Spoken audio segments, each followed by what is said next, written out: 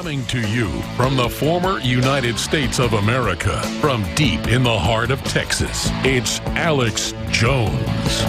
Well, the mainstream media, who's been caught lying on every front, is trying to change the subject with Brzezinski and Scarborough with their failed low-rating show, spewing out more lies about President Trump and talking about how it's scary and how they're frightened that he talked about how he wouldn't meet with them at Mar-a-Lago. And reportedly the Secret Service said that she had bandages under her ears with blood coming out. I mean, big deal. They've been calling him a dictator, a menace, mentally ill, saying remove him from office, telling incredible lies about him. I just want to know, why is he even responding to them or giving them attention? I guess to pick them out as an example of fake media and to expose them. But CNN's even better because we have new Veritas videos coming out every day. We've got Project Veritas coming on today during the third hour, one of their crew at O'Keefe next week. And we've got Zucker running into his car being confronted. We've got more producers out. Jimmy Carr of New Day saying voters are stupid as SH you-know-what T. And all these new videos coming out where they're like, yes, we've been told to run the hoax of Russia. It's amazing. It's amazing. And now a new video of CNN caught lying to the public again by telling people in focus groups what to say. It's incredible. And you know the globalists are upset. You know Trump's for real by how much these scumbags are freaking out. All right, let's go ahead and go to the clip of Jeff Zucker being chased by Project Veritas. This is Mr. Zucker's residence on 3264th Street in New York City. This is James O'Keefe. How are you? Give a comment, sir, about the Russia story. Okay. That was pretty cowardly there, wasn't it? That was pretty cowardly. Take a look at that. The head of CNN fled the scene. This guy usually comes out at 7 a.m., right? Today, he came out at 8 a.m. He's tried to split us out for an hour, tried to split us out, and they got in the way. You just saw what happened. Cowardly. Completely cowardly. Hi, who are you? Let's go talk. Who are you? You work with him? Huh? You work with Mr. Zucker? Comment, sir, about the Russia story. Okay. What was that about? That's correct. That I was watching you guys trying to interview him. Okay, so you weren't part of his... So I was not part, no. Have you heard about the CNN tapes? Yes, I have. What do you think? I think at this point here I should have no comment. You get here at 7 a.m. Every day he leaves the building 7 a.m., 7:05. He has a routine. We stand outside the building, and then the guy comes over right before I walk up. He comes right over, and he says, "Who are you? What are you doing here?" I said, "I have a right to stand here. It's a public sidewalk." And as soon as he comes over, Zucker comes out. So they had planned this method of avoiding our questioning.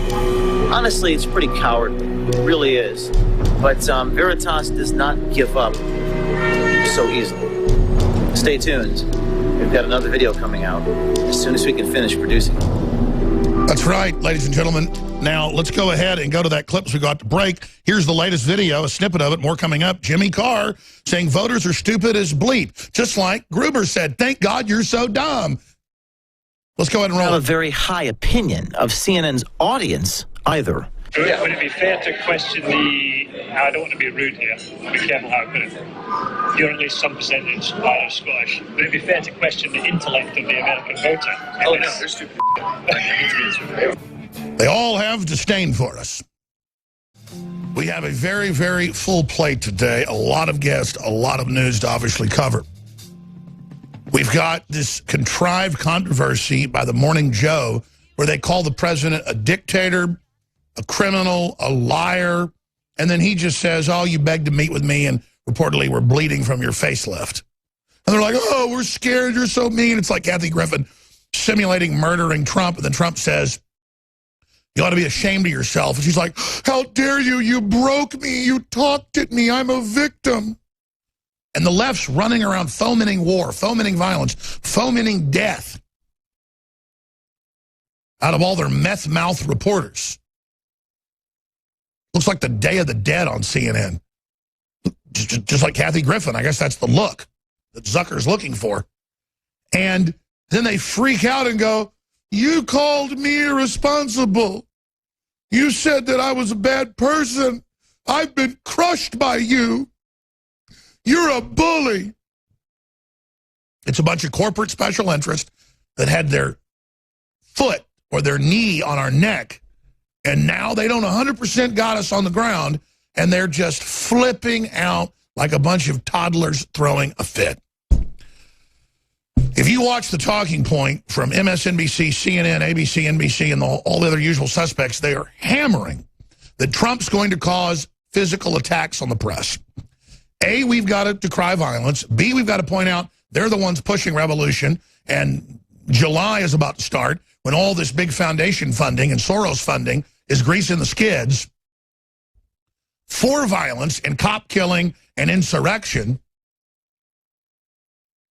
And so clearly, they are the authors of it. They are the ones winding it up. They are the ones priming it, lighting the fuse, and then stepping back and saying, oh my gosh, Trump's about to cause violence. It's like the New York Times and MSNBC and others have said, Trump is to blame for the Scalise shooting.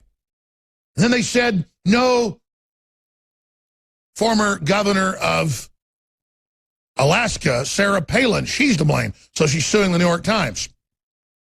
And now Matthews is suggesting that Trump is going to kill Jared Kushner. Just, why not? Once they start lying at this level, why not just say Trump killed the dinosaurs? Trump crucified Christ. Trump is the person that steered the Titanic into the iceberg. This is the type of craziness going on. And the media misrepresents what Trump says. They misrepresent what I say. It's incredible. It's amazing.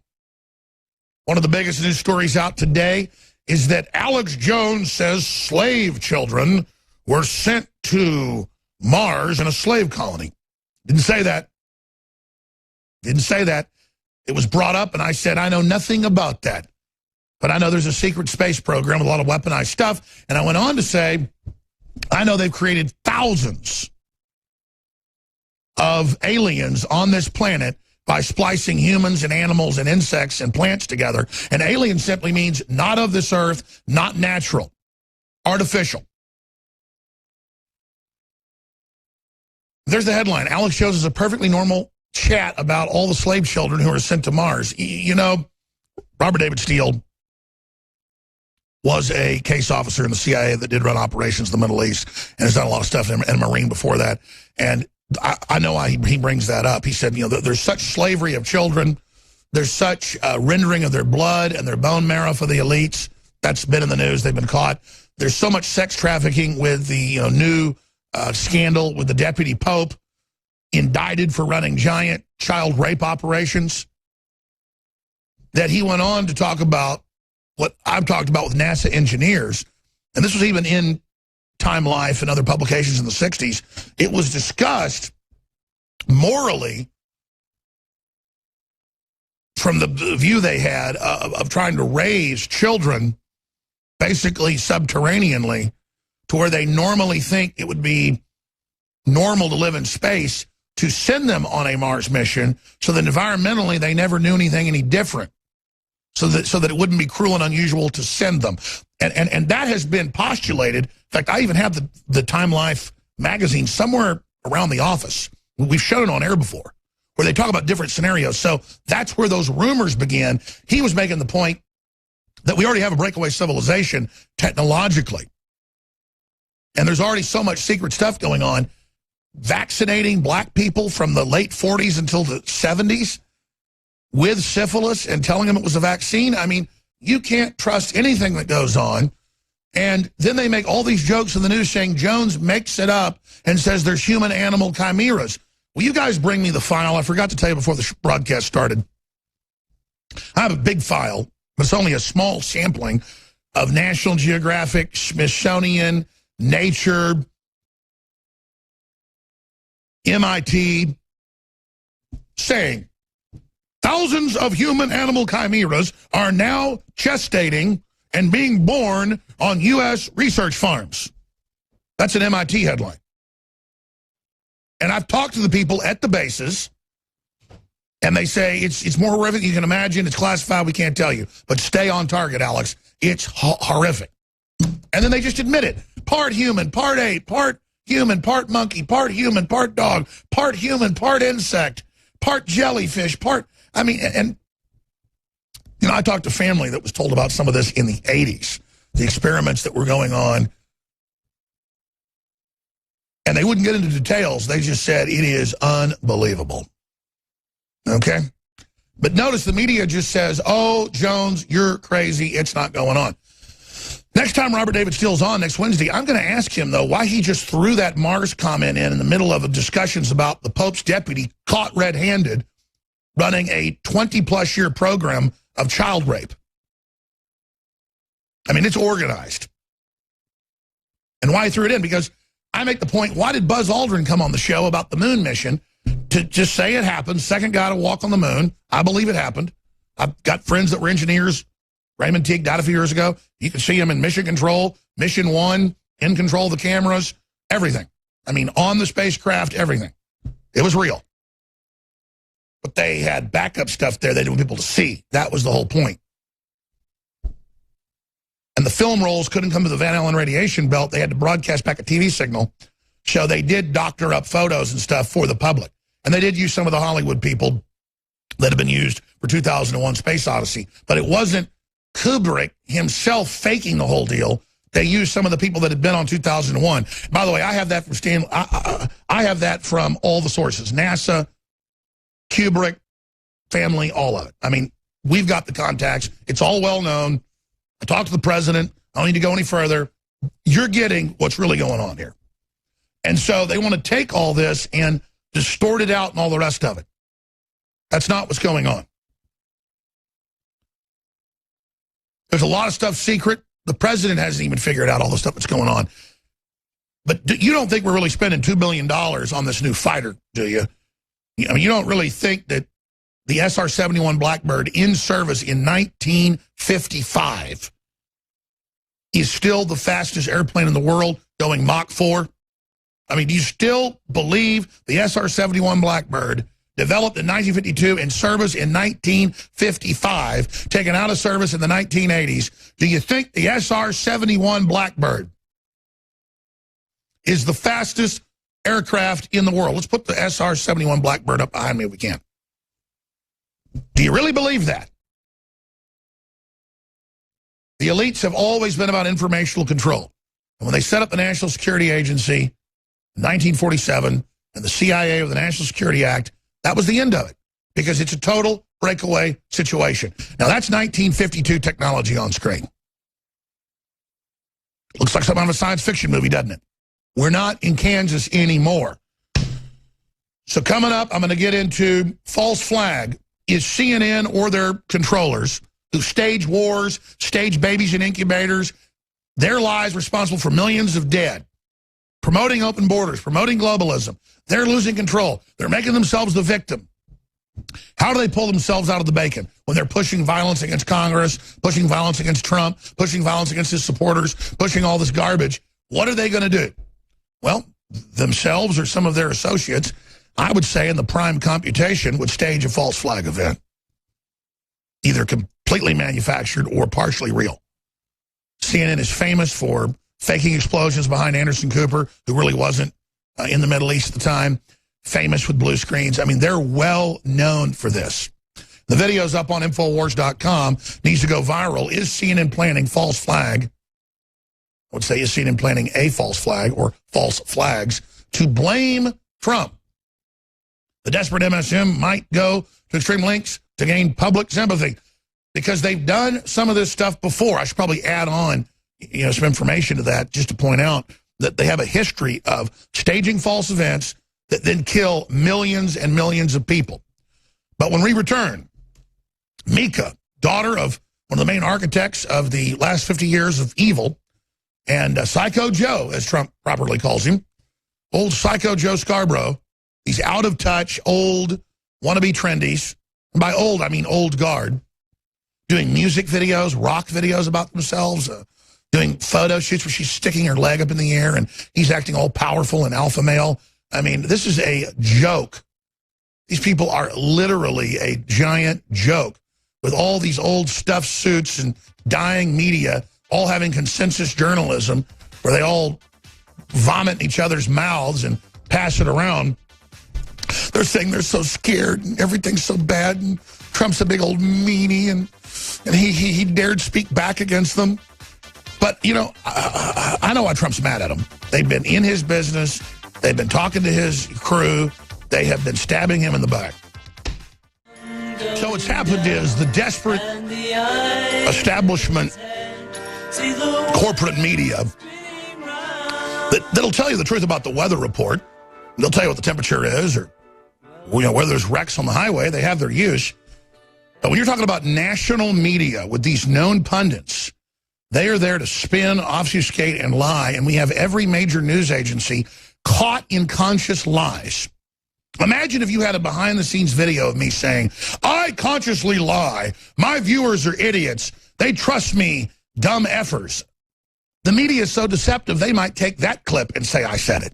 But see, I don't care. I'm not going to let them govern how I live. I tell the truth. I let the chips fall where they may.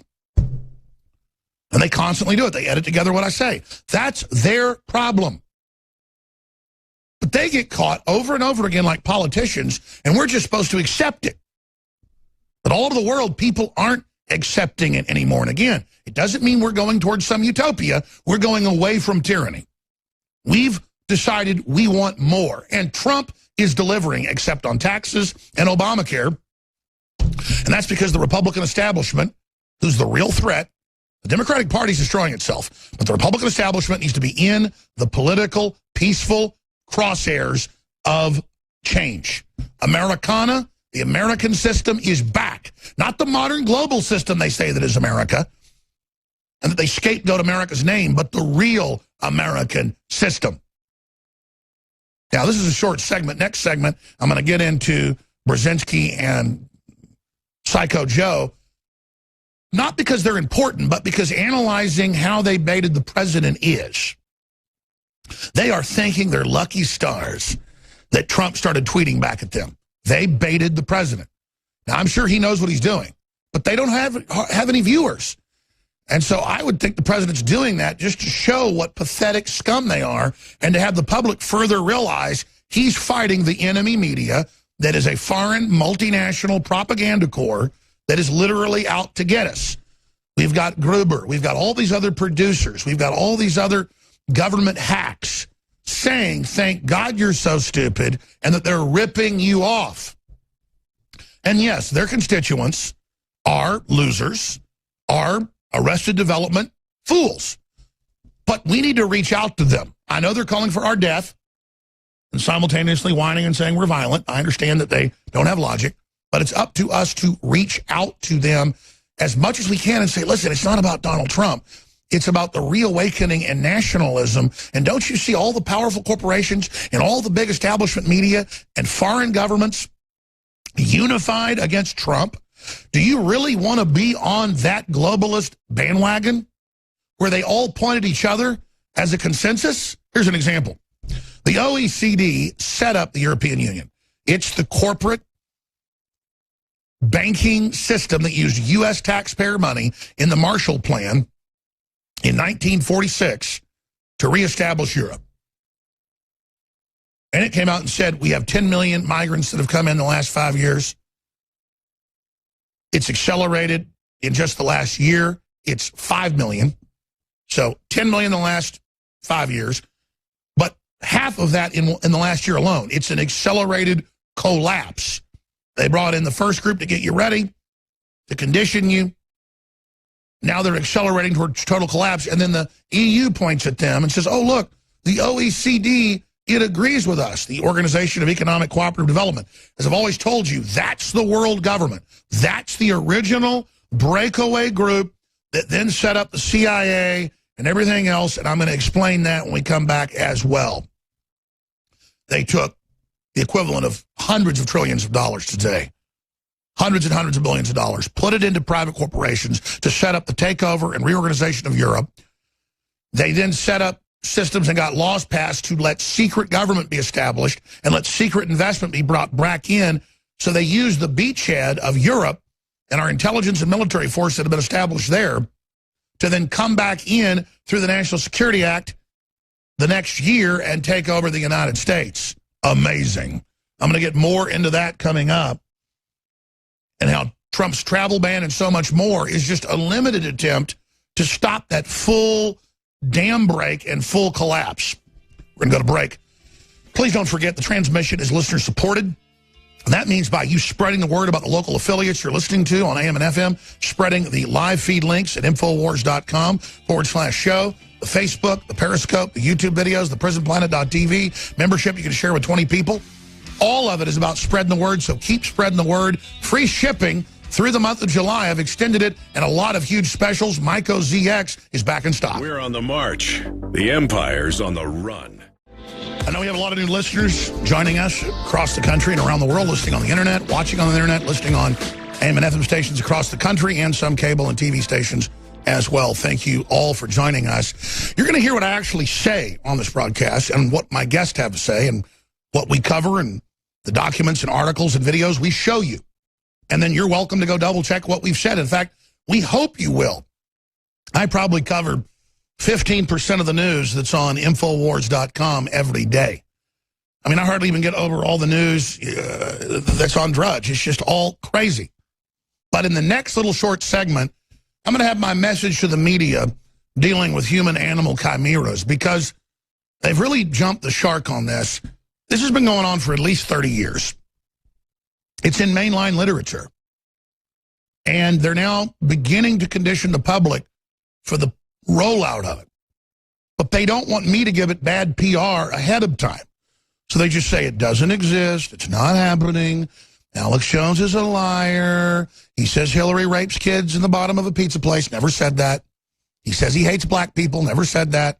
He says he loves, David Duke, never said that. I mean, they just literally lie, as you know.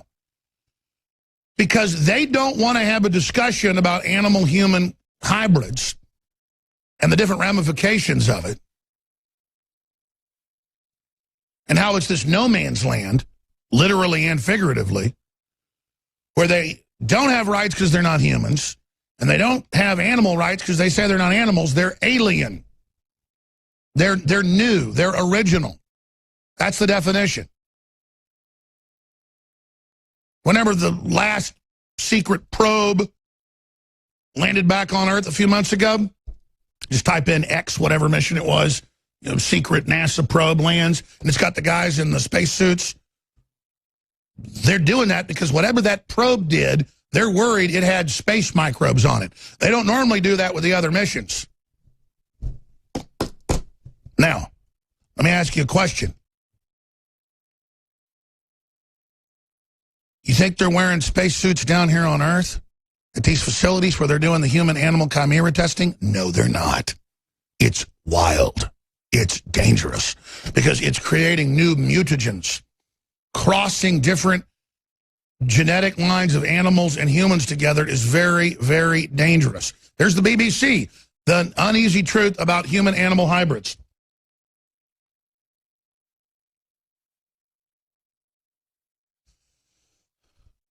That's from February of this year.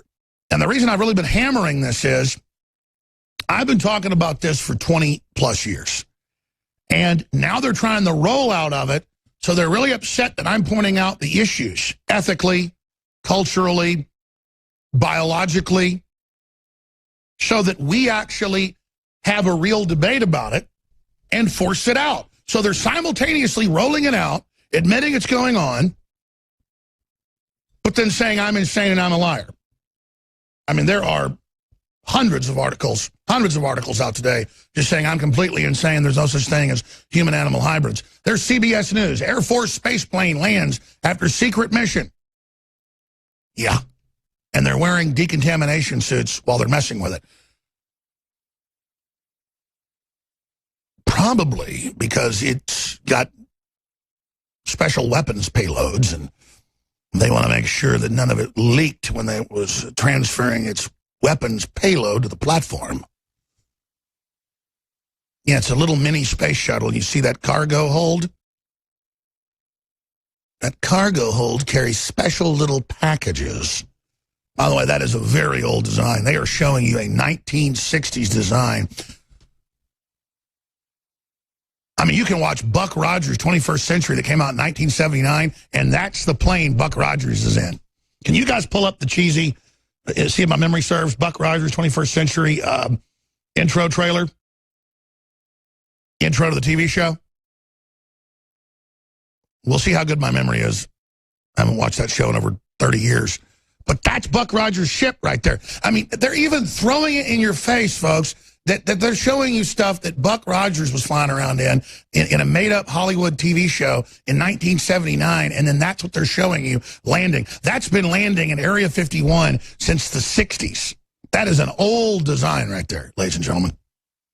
So much so that consultants in Hollywood for Buck Rogers in 1979 had Buck Rogers flying that with some added boosters on the top. All I'm saying is the SR-71 Blackbird 1979, retired or whatever, 1981 retired. Now that's what he flies once he gets there. It's the intro to Buck Rogers, 21st Century.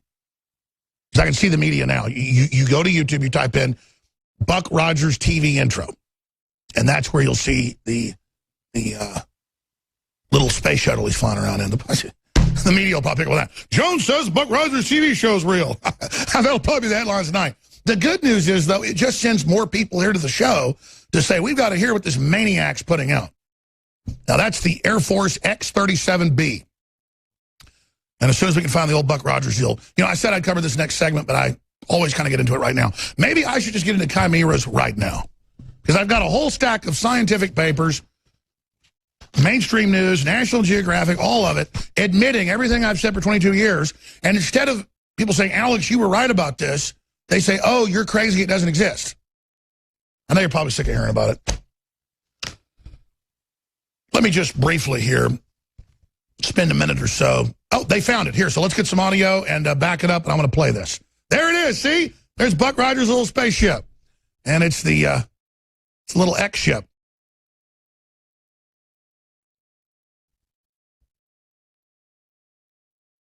We'll play that later in the broadcast for you. All right. Let me just briefly remind everybody that the globalists are trying to shut down this broadcast. They're demonizing us on every single front, every single day, and kicked us off our Google advertising that was pretty much our extra budget for 2017 to expand. But thanks to all your support in the last 6 months, we've made that money back. But now we need to obviously continue to expand the funding, not just hold it at where we were last year. We are where we were last year. Now, compared to most media, that's great. But we need to get an extra surplus here because I need to hire a lot of people. We are hiring more editors, researchers, fact checkers, directors, people that can run the live transmission, switchers, board ops. And so, no, you're getting great products at InfoWarsLive.com while you support an organization dedicated to taking on the globalists and defending Western civilization and basic freedoms. So I want to thank you all. We've got the big July 4th special. I've decided to expand throughout the month of July. But a lot of these items are going to sell out. And so everything will be 30 to 20% off until it's about to sell out. And I don't want to just sell out of stuff now and be out for months and months. So I'm going to, once we get down to low supplies of it, go back to full price on Super Male Vitality, on Brain Force, plus now at 20% more, the great nootropic for your brain. The Survival Shield X2, amazing, cleanest, purest iodine that we can find out there. We believe it's the purest and best out there. Your reviews certainly agree with that. Thousands of reviews on the X2, 4,000 plus. 4.8 stars, unprecedented.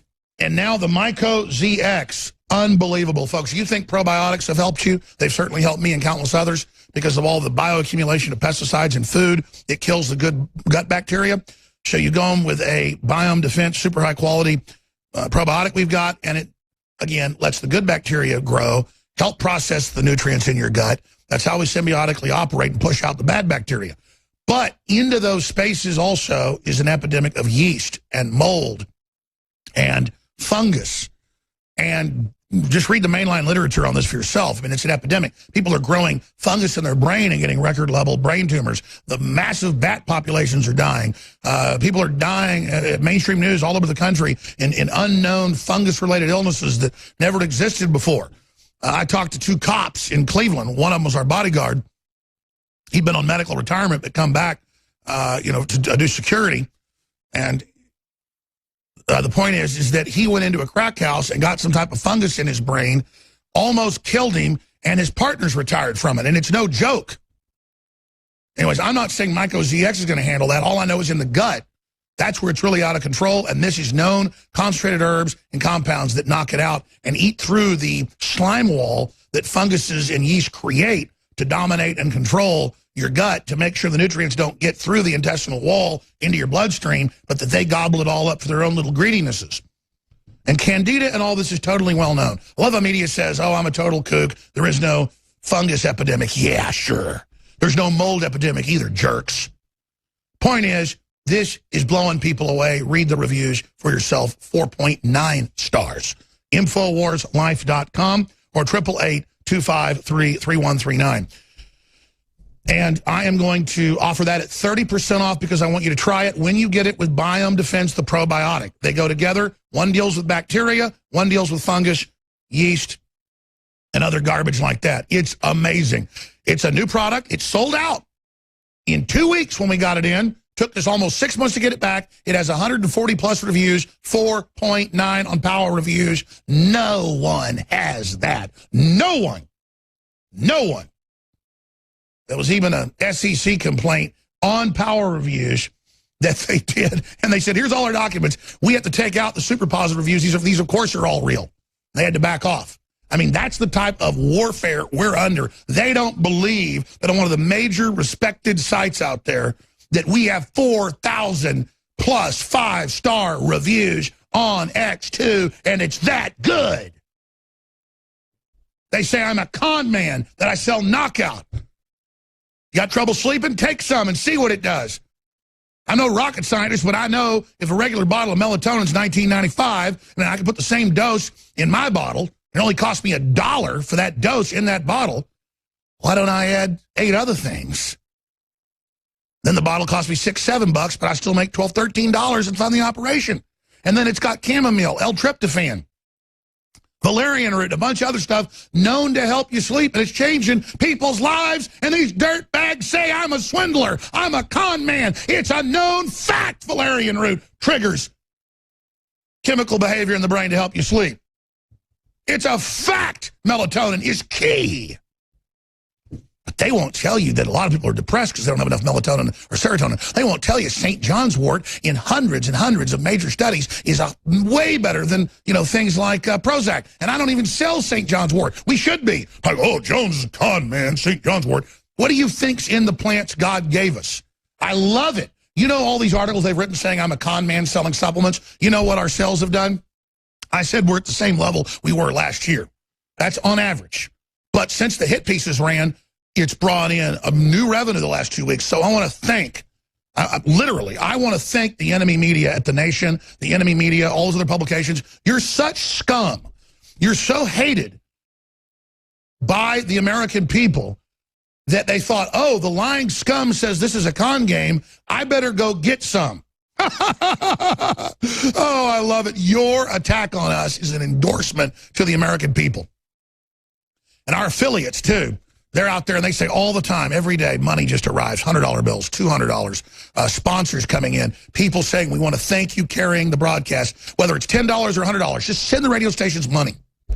Pray for those stations. Become a sponsor. Let the local sponsors know you're using them because they're sponsoring our broadcast locally. The left wants to bully everybody.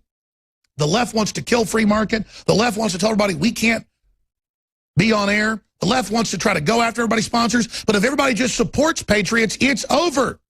Because there's more of us than there are of them. And we work. And we, whether we're middle class or blue collar, are committed to this country. So it's amazing, ladies and gentlemen. I'm a practiced swindler because I sell the very best supplements I can find. Because I want you to get great results and come back and buy them again. Talk about self-serving. You win, I win, we all win. That's I don't get why people aren't symbiotic. But is there going to be an article out of The Nation calling Bezos a swindler? Because I guarantee you, Whole Foods is pretty good. But I mean, they've got a lot of supplements in there that I know aren't that good. I know a lot of supplements we sell is private labeled, same stuff that's in Whole Foods. But the point is, how do they all sell supplements and they're normal and they're good? And then we sell supplements and we're bad. We make less claims than the big mainline companies just to be safe.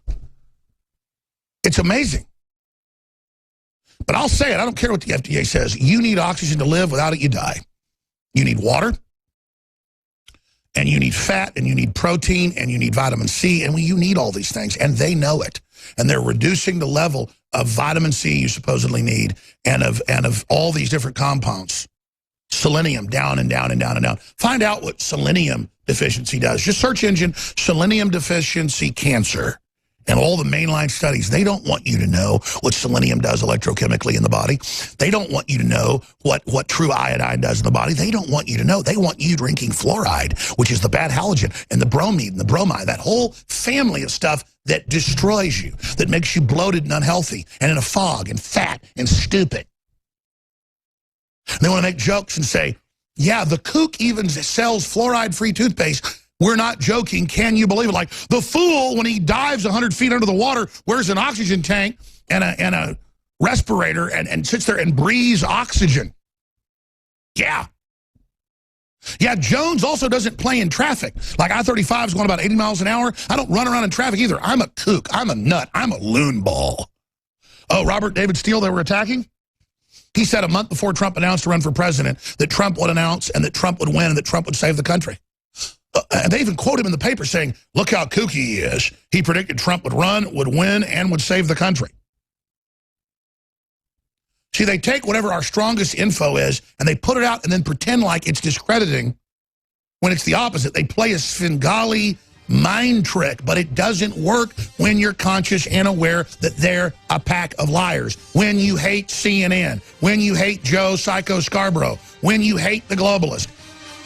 And by hate, when you reject them, when you resent them, when you know they're scum, when your brain automatically labels them the enemy, you can then move on and have your own life and then track and discern trusted sources.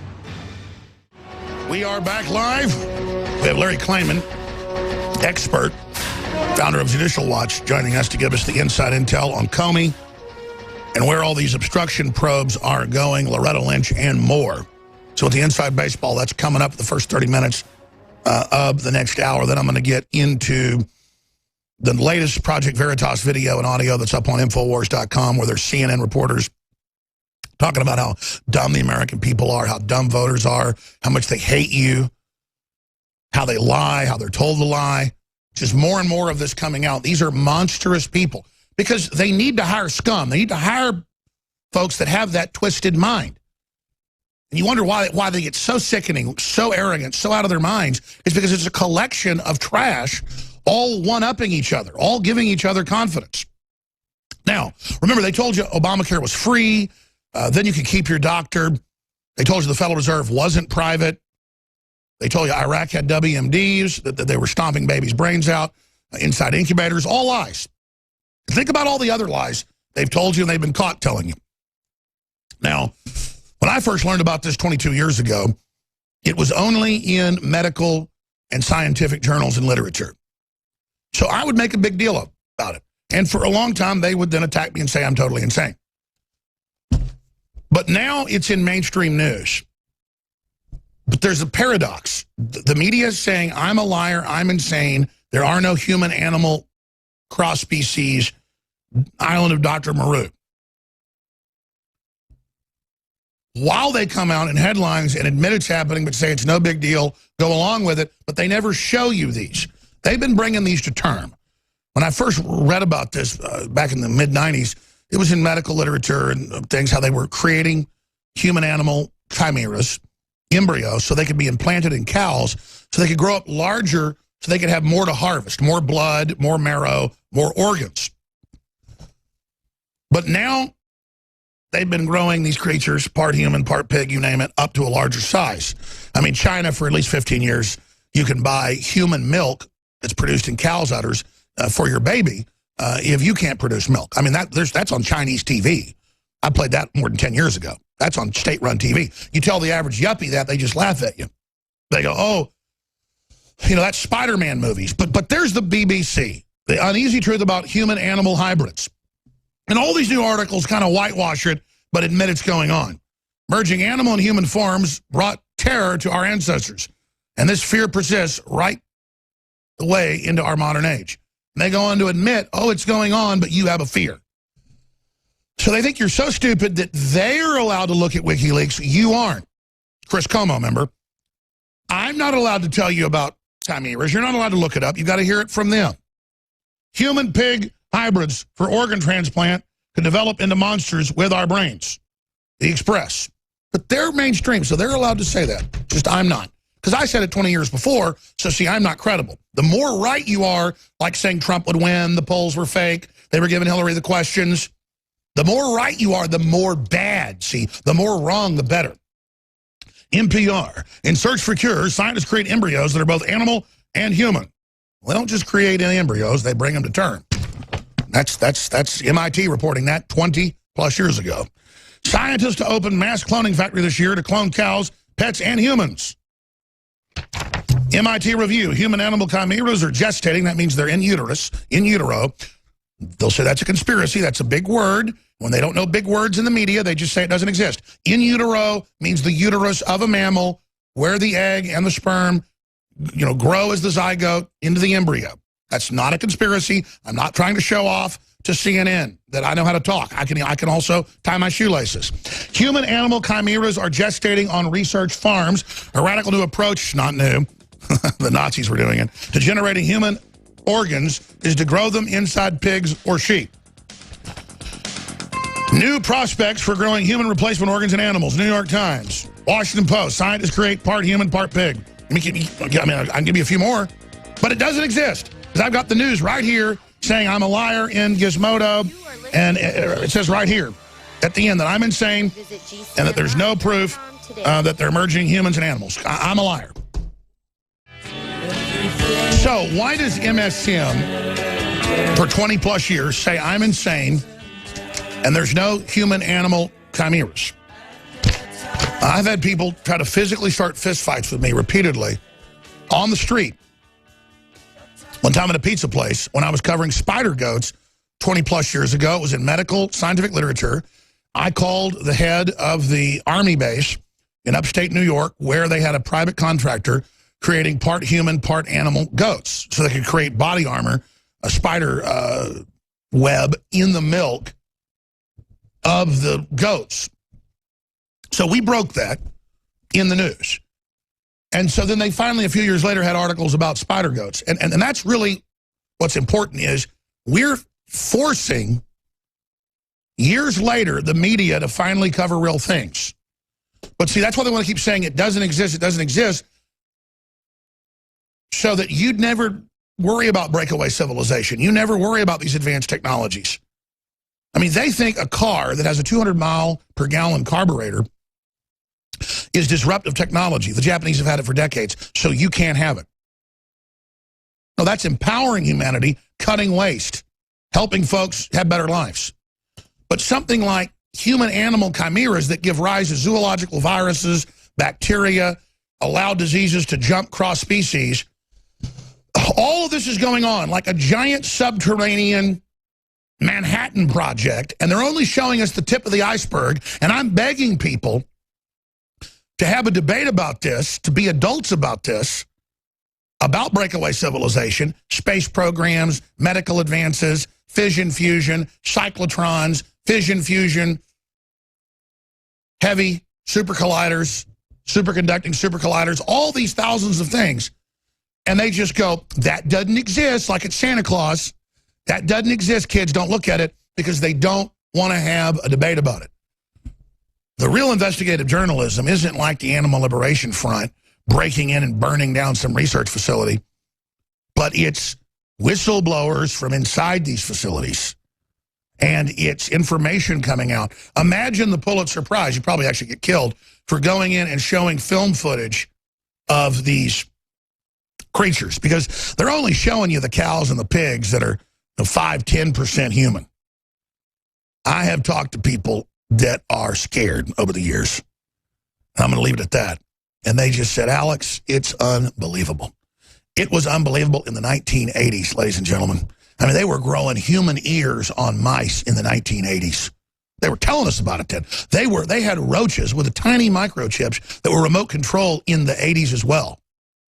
But now you see, now we can be told about all this by the Young Turks and the enlightened ones and MSNBC. When I've been telling you from the beginning, not because I'm some hero, but I want animal rights. I want human rights. But notice you don't hear from the animal rights people anything about this, because let me tell you why. Aldous Huxley's brother, Julian Huxley, was the head of the World Eugenics Society. And at the end of World War II, they openly said, we've got to change the name of our journals from the Eugenics Journal, from the Kaiser Wilhelm Institute and others, the Cold Springs Harbor, to these other names because, you know, they're connected to Nazism. We want to take control of human development. We'll call ourselves transhumanist to control human development as gatekeepers and to hide eugenics within that. And so this has all been going on under the surface and is being kept from the public. And so notice Huxley then helped set up the modern PETA organizations. See, they're all about animal rights, but not about human rights, or not even discussing chimera, because in that zoological discussion, transzoological, it opens up the entire can of worms. So that's my message to the media. Quit making jokes about this. Be serious and understand that this is affecting everybody. Just a few zoological things that got loose that's ancient, 60, 70-year-old technology. The scheme of time, that's ancient today. Time so compressed. Is things like Lyme's disease. And again, here's the news today saying you really have to watch the entire 5-minute segment, though somehow it even gets crazier, when I talk about chimeras.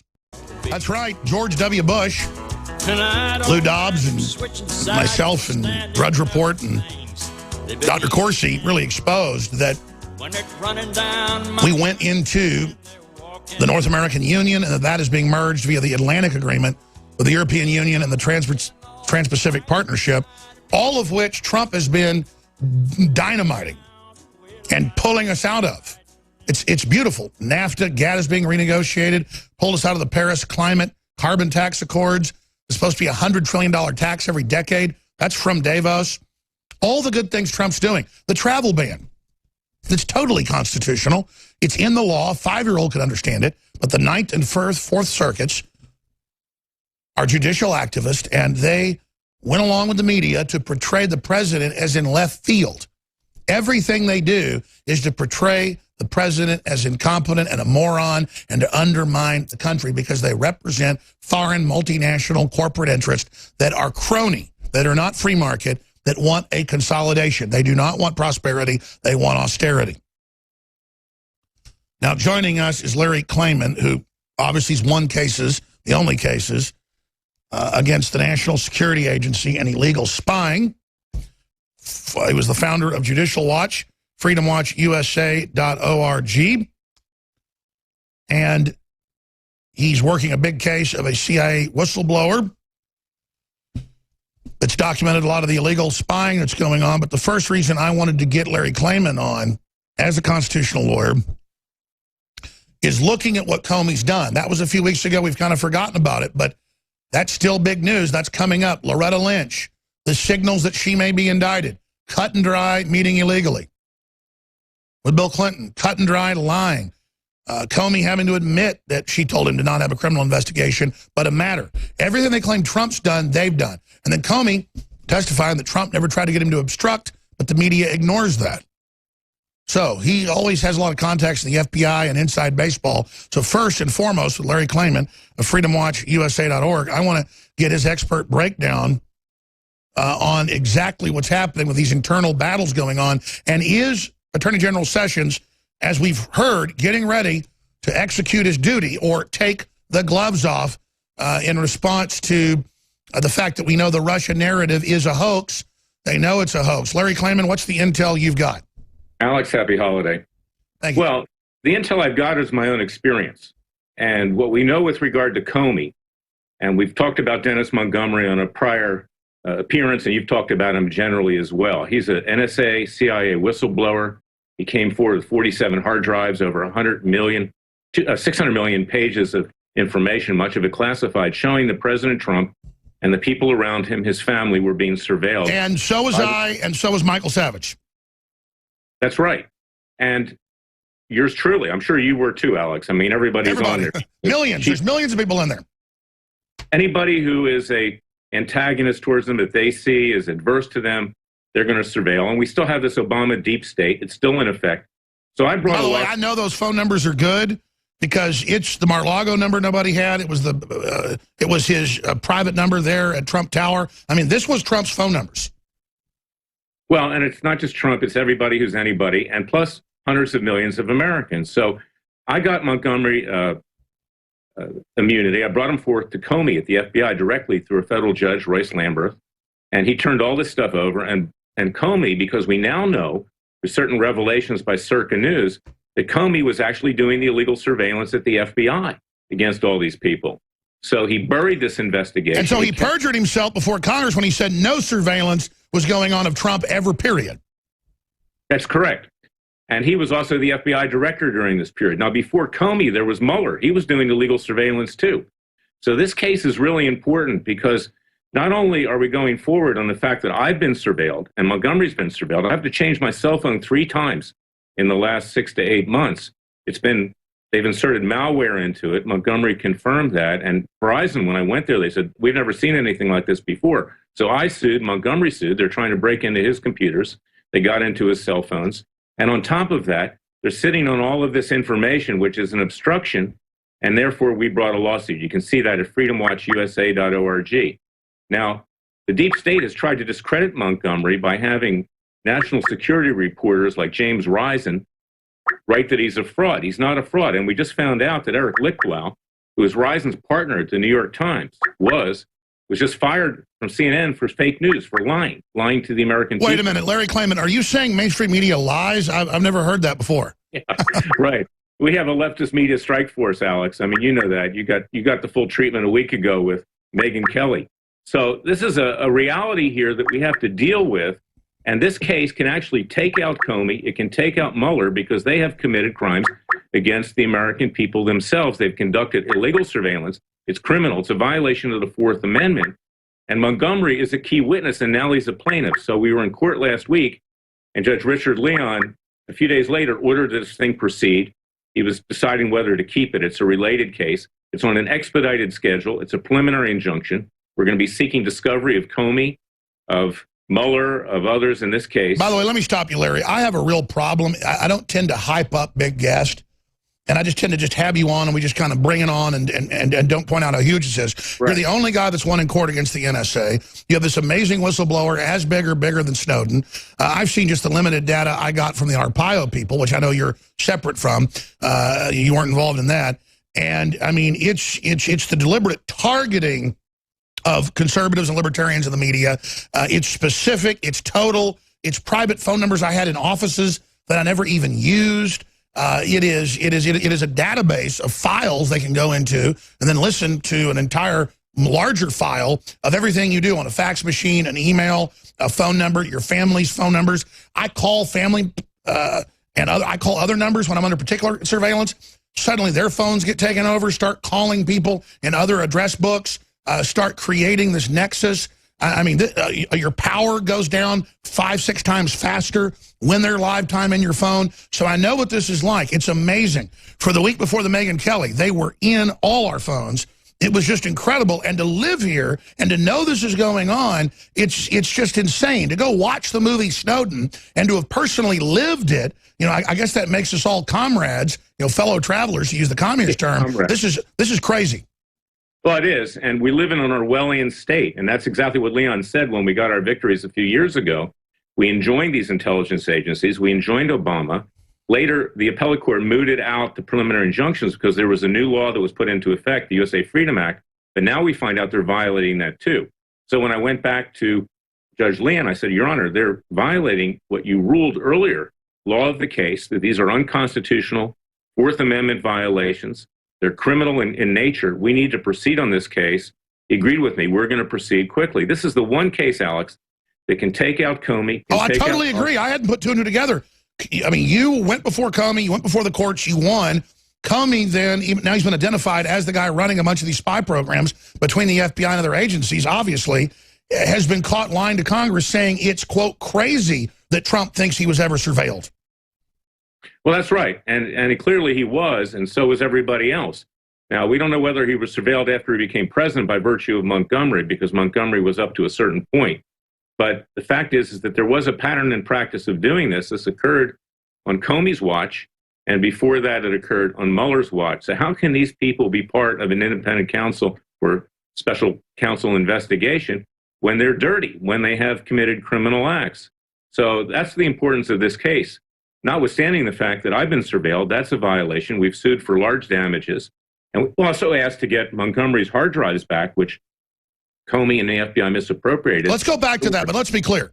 If a random person gets caught in your backyard looking through your keyhole or looking through your blinds, we're talking 5 years in prison.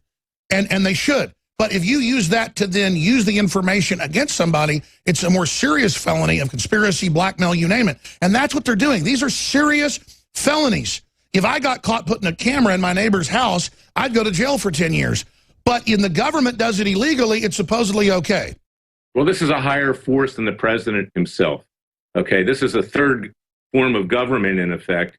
Actually, a fourth form. You've got the three branches of government. Then you've got these intelligence agencies who have broken away from any branch, and they can be used by presidents. I mean, ask yourself this question. We know that Chief Justice John Roberts was illegally surveilled by these intelligence agencies and potentially the FBI.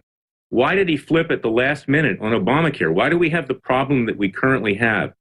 Do these agencies, have they dug up Listen, dirt? I've talked to folks that have talked to Supreme Court justices who said that there was blackmail via the NSA used against members, not just one member, but members of the Supreme Court, and Scalia was getting ready to shoot his mouth off.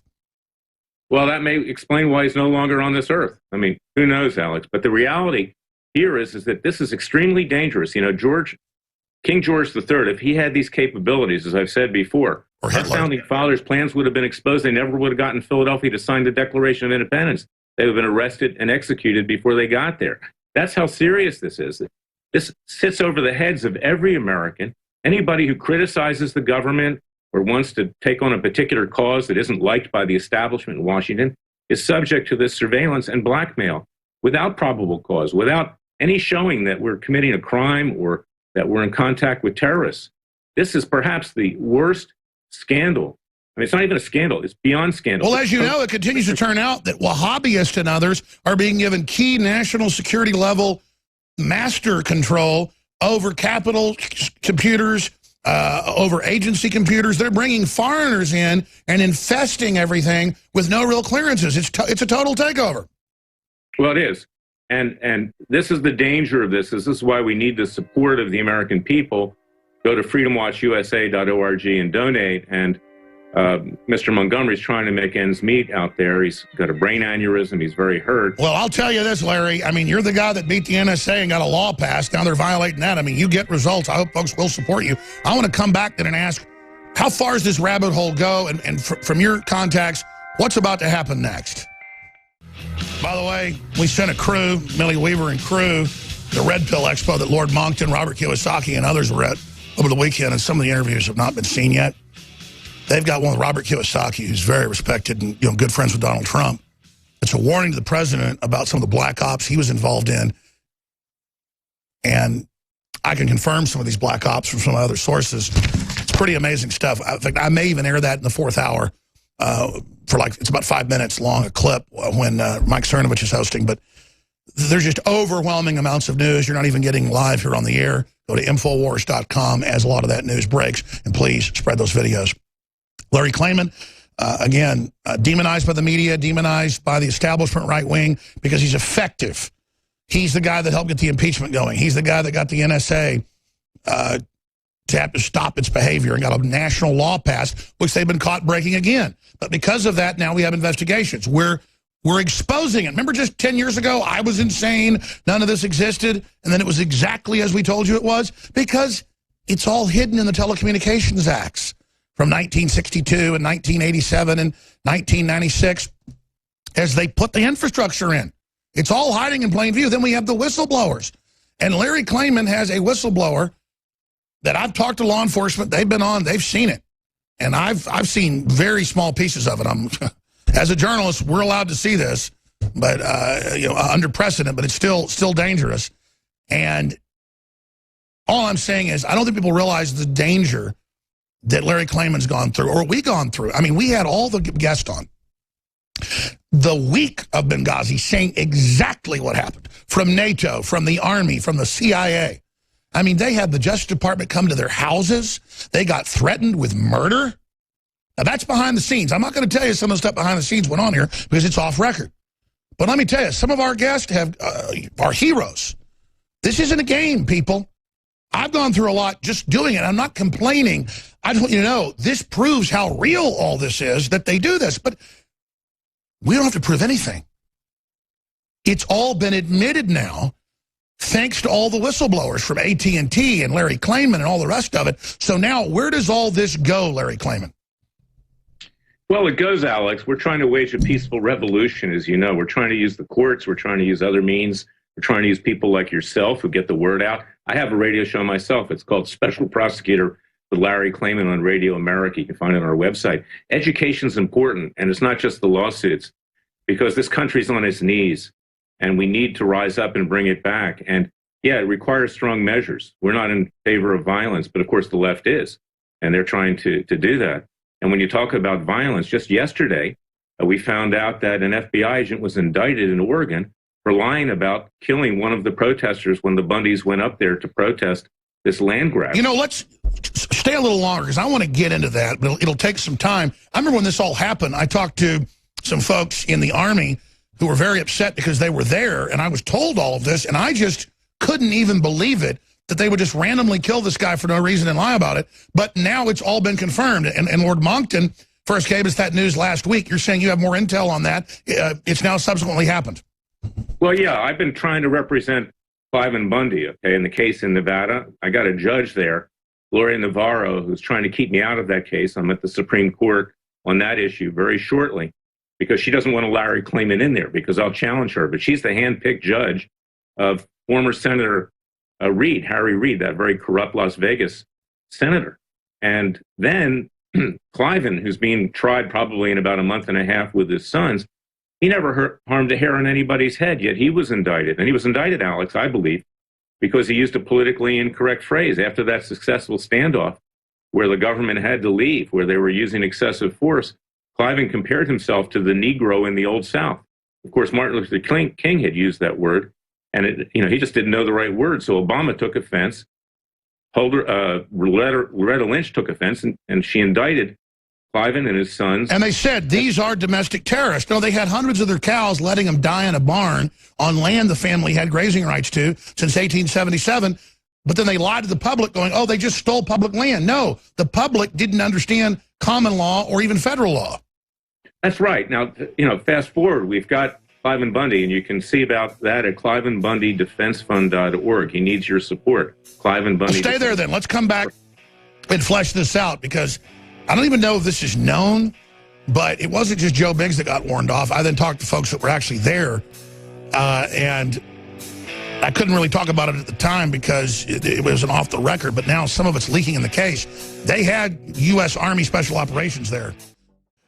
Ladies and gentlemen, the war was lost. With the globalists, we've been sold out to a private planetary government. But Trump got into office, and we have a beachhead trying to pull us out of these unelected global agreements that literally transfer power out of the country.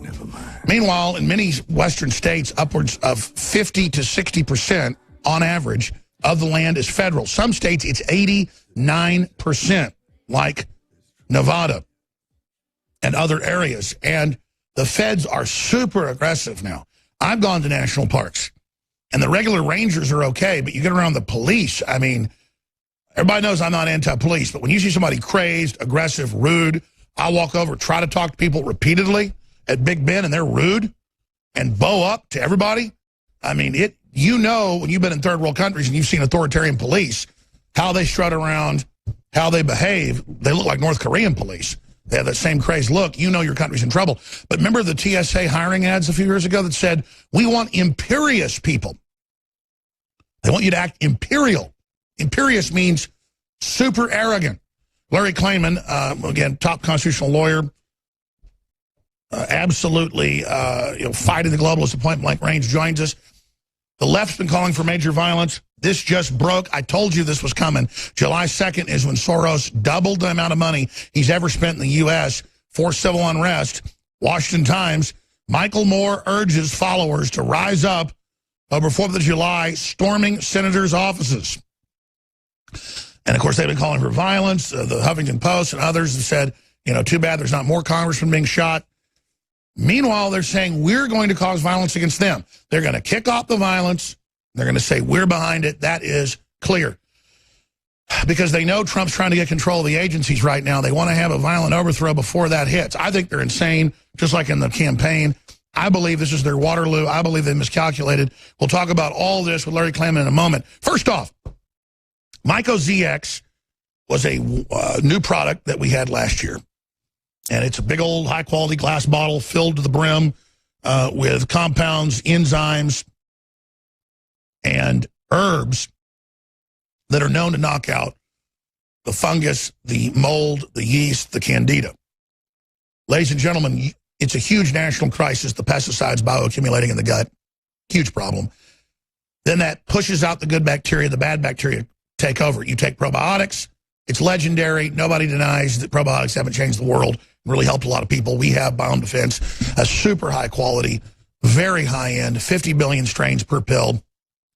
That's 30% off when you get it with MycoZX. Now, look, I can sell out of this, selling it at full price, but I want you to see how good it is and to see the results for yourself. And you can't lose because regardless, you're funding this operation, promoting liberty. These are war bonds.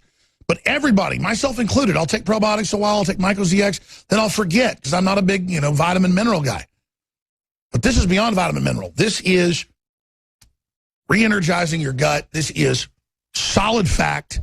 I've seen MSM make fun of us selling probiotics. I mean, that's one thing the liberals have got is that probiotics are really important. Bill Gates is obsessed with this. So Biome Defense, 30% off when you get it with MycoZX. Very, very costly compounds in this, sourced. It's just amazing quality. If you think probiotics are great and they've helped you, well, try our Biome Defense. But if you think that's powerful, get MycoZX because the Biome Defense doesn't deal with the yeast and the mold, the candida, but together, like a horse and carriage, they're amazing. InfoWarsLife.com or 888-253-3139. We've got free shipping through the month of July. I'm extending it. We've got a bunch of specials on X2, Super Male Vitality, and a bunch of other best-selling products that I'm going to run for a few weeks more. But a lot of those products are about to sell out. 30% off on our great nootropic Brain Force. And you can rest assured you're funding the very sword of truth, the tip of the spear. So thank you all for your support. Be sure and support our local affiliates and their local sponsors as well. Tell everybody you know at red lights and at grocery stores everywhere, hey, you're the modern Paul Revere's. Tune into the show right now on that local station. Or if there's not a local station in your area, well, spread the word about Infowars.com/show. That's changing the world. Just little Infowars is exponentially challenging the globalists to the point they're calling for our destruction because there can't be any voices of truth challenging them because what they're promoting is so ridiculously corrupt and fraudulent. The enemy should be easy to beat, but it's up to you, and you're the reason they're getting beat. But understand this, Trump was just a beachhead. I want to give Larry Klayman the floor for about 10 minutes here, and then we'll let him go and get to your calls and more guests and news. But walking through this, I agree, America's on its knees. We were on our deathbed. Now we're trying to get up. That's why they're panicked. Michael Moore, the globalist, no, stay there, like Lilliputians. And then go through what's happening with the Bundys and with the FBI agent being indicted for what he did. That shows Trump and the Justice Department and others are moving forward. Obviously, there's local issues as well. And then what we can all do in this critical time and what your message is to President Trump, Larry Klayman. Well, my message is stand tough, like you, Alex, like me. Don't worry about people say. Don't worry if they come after you. It actually emboldens me because we are against this very corrupt, evil establishment. The Democrats are one thing, but the Republicans are trying to stab Trump in the back as well. They want to run their establishment candidate. So we just have to be who we are. We have to push ahead. Now, going back to Bundy, Mr. Lincecum, who was a peaceful protester in Oregon, because the Bundy sons went out there to help another rancher, wound up getting shot dead. And now we find out an FBI agent lied about that. And that doesn't come as any surprise. And who was the FBI director at the time? James Comey. There you go. So all of this kind of comes together. Now, we have Attorney General Jeff Sessions. I believe he's a good man, Alex. I think you do too. But he's being beaten up right and left, okay? 2 meetings with the Russian ambassador he did while he was a senator. He's accused of perjury, everything else. Now there's a complaint filed by 34 Democrats and some Republicans with the Inspector General to investigate matters involving the firing of James Comey. Not a coincidence. The poor guy is under siege every single day. And I've been trying to get him to review the Bundy prosecution because I didn't tell him how he should come out with it. But the prosecution in Nevada is falling apart. The 2 sons were acquitted. They virtually represented themselves in Oregon on the peaceful protest, although Mr. Lincecum was killed. Bundy's haven't harmed a hair on the head of anyone. And ask yourself the question, is that, let's say the government is right that Bundy owes money. I don't believe he is. You pointed out the land. They claim 95% of ownership of the land in Nevada. They constitutionally do not own that amount of land in Nevada. That's key what you just said. I don't mean to interrupt. Federally, it's 89% on the books, but you're right. They're now grabbing another 6%. They're now taking everything. Right. But here's the bottom line, is that I've asked Sessions to review this because the prosecution's falling apart. Yet Bundy has been in jail for 1.5 years. He was first put in solitary confinement by this Judge Navarro, handpicked by Harry Reid and Obama. He then was denied a speedy trial. He then was denied right of counsel, me. I'm at the Supreme Court asking the Supreme Court to order me to come into the case. Right now, Bob Barr is looking to possibly come into the case, my good friend that we impeached Clinton together with. We need to get Bob Barr back on. Yeah, he's a good man. And Cliven needs help. And he's dying on the vine out there. So I hope people will go to ClivenBundyDefenseFund.org and contribute. Because it's a precedent for everybody else. They didn't do anything violent. They should at least be out on bail, especially when their other big case fell apart. Clearly, they're trying to make an example of people, but why would they kill Lincecum when he gets out of the vehicle and is doing nothing? Why did they do that? Because they think they're above the law. They can do whatever they want and then they'll lie about it. But why do you shoot a guy with his hands up? I mean, I understand this goes on, but this is actually on video. I mean, this is actually coming out the way the Lincecum said it did. Right, and where's Black Lives Matter on this one? Okay, this is what they claim has happened to African Americans, but nobody cares if it's a white guy, frankly. And this is the reality here is that this country is upside down. Okay, we have to fight for it. We believe in equality for everybody. And Cliven Bundy, he doesn't owe money to the government. He has a reasonable basis to believe that he doesn't, the federal government. But does that give the government the right to bust into your house, to attack your sister, to tase your dog viciously, to kill your cattle and bury it in a mass grave, and to tase your sons? Does that give him the right to do that if you owe the government money, which he claims he does not? I mean, what kind of country do we live in? And then you get indicted by Obama, who made a joke. You can find that video on our website at ClivenBundyDefenseFund.org. He made Obama at the White House Correspondents' Dinner said, this is what happens to you when you use the word Negro. Let me give a piece of advice to that rancher. And sure enough, that rancher was indicted a few years later. This is payback because Obama was offended that Cliven used the word Negro. And of course, by the way, let's expand on that. The liberal media wants to ban words. So first they start with the word homosexual. Heterosexual, homosexual is just a scientific term. Now I've heard that some people get offended by the name Negro Modelo. Negro just means dark or black in Spanish. It has nothing to do with putting somebody down to use that word. We can play all day Martin Luther King talking about, from the old Negro spiritual, let us sing Amazing Grace. We could play that video right now from YouTube. That was the term that was politically correct then. Then they say, oh, that sounds too much like the N-word, so let's use the word African-American. Then folks say they don't like that. I'm just sick of it. I'm just sick of it. But exactly, why would Obama then make a joke about it, saying we'll kill you if you use that word, and then he uses it? Well, he spent that figuratively. You know, what happened at that White House Correspondents' Dinner is that Rand Paul, who at that point was supporting Cliven Bundy, had invited Cliven to that lunch, to that dinner, apparently. So Obama's trying to be funny on the stage, and he says, I see Senator Paul sitting there. That Nevada rancher isn't with him. And I guess this serves as a lesson for anybody that starts off his sentence, let me tell you about the Negro. And he repeats that twice. And I believe that's why he was indicted, because he offended Obama, and Loretta Lynch was Obama in a skirt. And 2 years later, they wind up indicting him. Sure. Well, I mean, I'll say this about the Bundys. They're nice folks, but they are like from another planet. I mean, they're like from the 50s. They've been out there in the middle of the desert since the 1870s, and they're using the term that he grew up, that Martin Luther King used. And again, it's just... What he was saying was complimentary to African Americans. Sure, he was saying they've been enslaved. They've been domesticated, but it doesn't matter. No one talks about injecting black people with syphilis. That's okay. Just don't use the word Negro. It's just insane. Yeah, no, it is. The whole thing's upside down. And here's the bottom line, is that we asked Attorney General Jeff Sessions to review this. I've been seeking a meeting with him.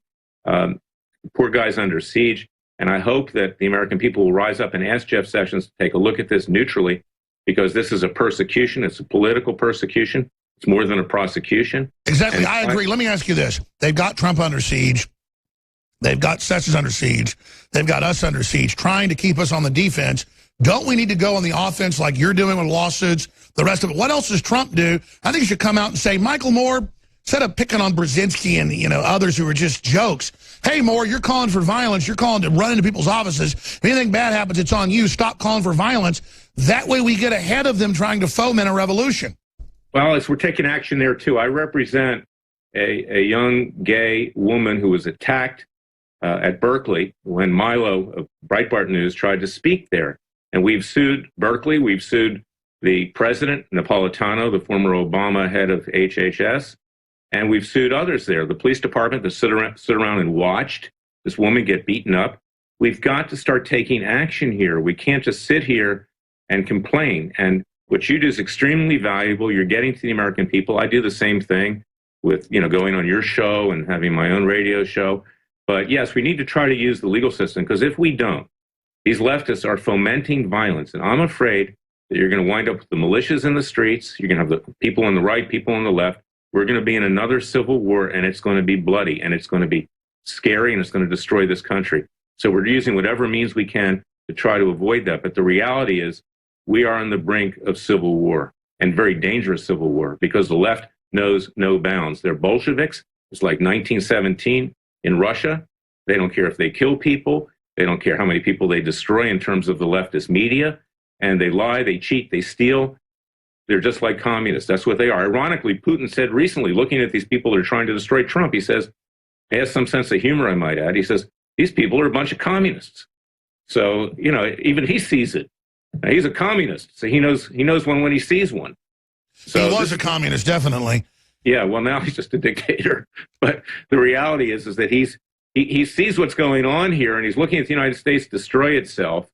And frankly, it's not a Russian thing. When was the last time the left complained of Russia? Okay, when was the last time they complained of Moscow? Moscow to the left is like Mecca is to the Muslims. But not anymore, because it's been retaken, and that's why Hollywood and the left hates it. Look, I'm not going to defend Putin. Russia's a rough place. He's done a lot of Christian reforms, pays folks to have kids. You know, they're not teaching 5-years, you know, how to have sex or whatever. They've done a lot of stuff that's made the left mad. I mean, I think Putin has gone after his opposition, because a lot of it's been Western funded, leftist funded, Soros funded. But I mean, Putin really is super popular in Russia. A lot of outside polls show him at like 70%. I mean, do you really think he's a dictator? Well, he's a dictator, sure he is. But the point here is not to. We don't care whether Putin is or is not. What we know is that there's nothing wrong in talking to Russia. There's nothing wrong in trying to reach another détente. Trump has tried to do that. The Democrats are whipping up hatred. And like I said, when was the last time the Democrats or the left had a problem with the Soviet Union or Russia? They have more kinship to the Soviet Union and Russia than they do to our own country. I mean, Bernie Sanders took his honeymoon there. You could have a movie, you know, honeymoon in Moscow. I mean, this is a guy who worshipped the Soviet Union and that's Russia. why they're upset, Larry, because it's not the Soviet Union anymore. And I've done my research. Putin's family was secretly Christian the whole time he was in the KGB. I think we're actually seeing a comeback of Russian Christianity. I'm not saying it's perfect. I'm not saying they don't meddle in our affairs. But from my research and yours back in the day, the communist Chinese and the EU bureaucrats, and they're the ones that are involved in our elections. They're the ones that are really trying to manipulate things. They're the ones allied with the left. Well, that's right, Alex. There's no question about it. And in this world, we have to learn how to deal with people. We have to be strong, but you don't shut people out. You don't create a war when you don't have to have a war.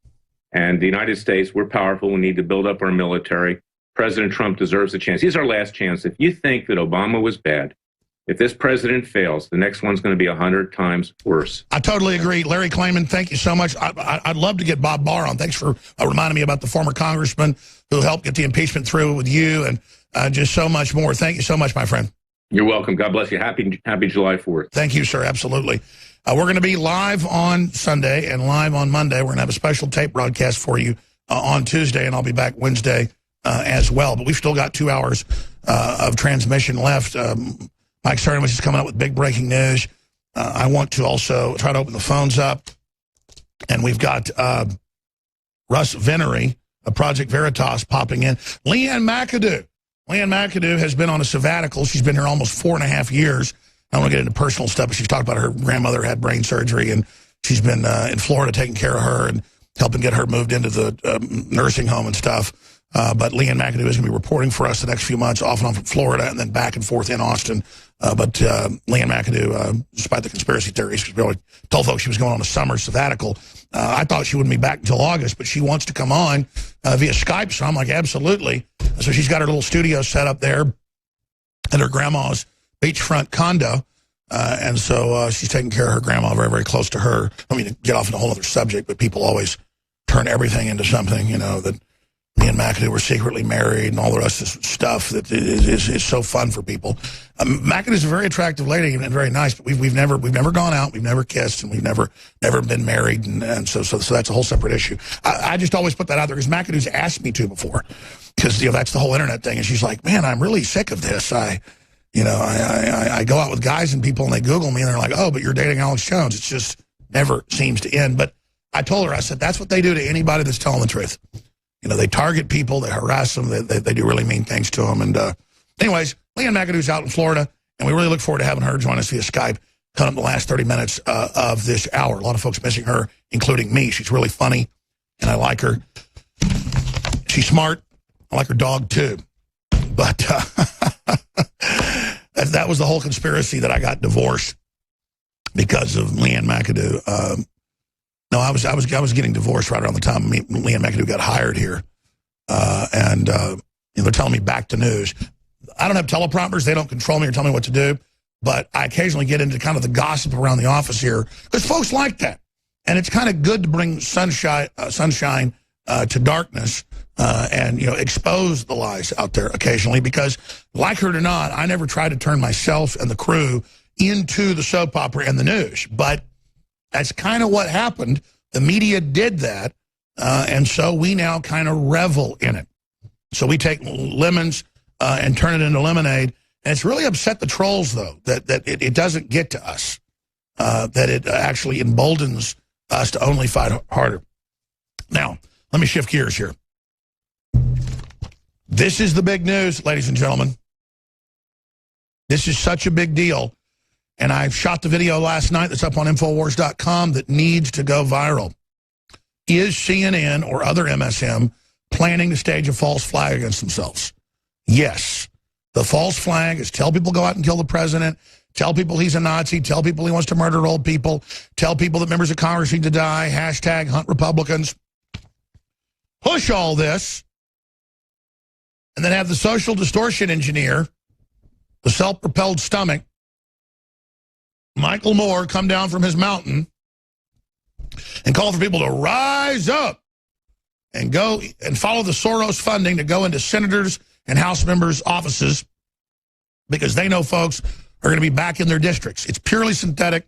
It's totally astroturf. I know you're not paid $200 a day like Soros people, But you need, when they get back, to go to their offices. You need to go to the capitals. You need to go to the grocery stores and school events and theater events where the senators and House members come and speak. And you need to get up to the mic and say, these people here are reading off a script. They know America has awoken. They know America's awake to globalism. They know we're trying to get the economy going again. And these are the bots and the paid garbage here reading off their script to come in and try to intimidate you. But let those Republican and Democrats know the American people are who they should be worried about politically. And that no amount of propaganda or lies is going to prop them up. I mean, Moore says Trump's going to cause human extinction. There's just no end. Think about the carbon footprint of that guy's farts alone.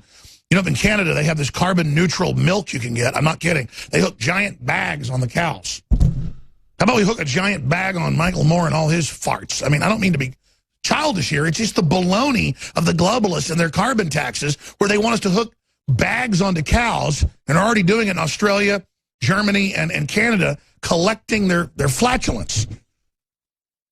Well, then I want Michael Moore fitted with a giant flatulence bag.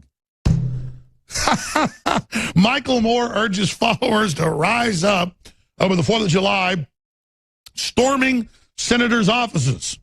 Well, I don't want you to storm or rise up. You're doing that politically, economically. I'm just asking you to go to these events and go to these public events and know that the scum's going to be there and the trash hates it. Whenever the trash knows, like Cleveland, we're going to be there, they don't show up, or they barely do.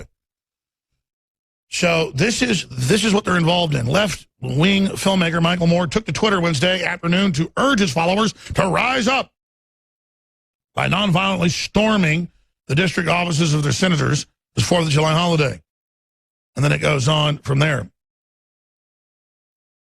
They want to keep the big health care bill the big banks wrote to screw over everybody because they don't like the plan the Republicans came up with that's bad but not as bad. It's kind of like only having one arm chopped off, not both arms and both legs, and then your tongue chopped out and your eyeballs gouged out and your eardrums gouged out with hot pokers. And then Michael Moore comes in like Deliverance and says, squeal piggy, and he ain't going to be the piggy.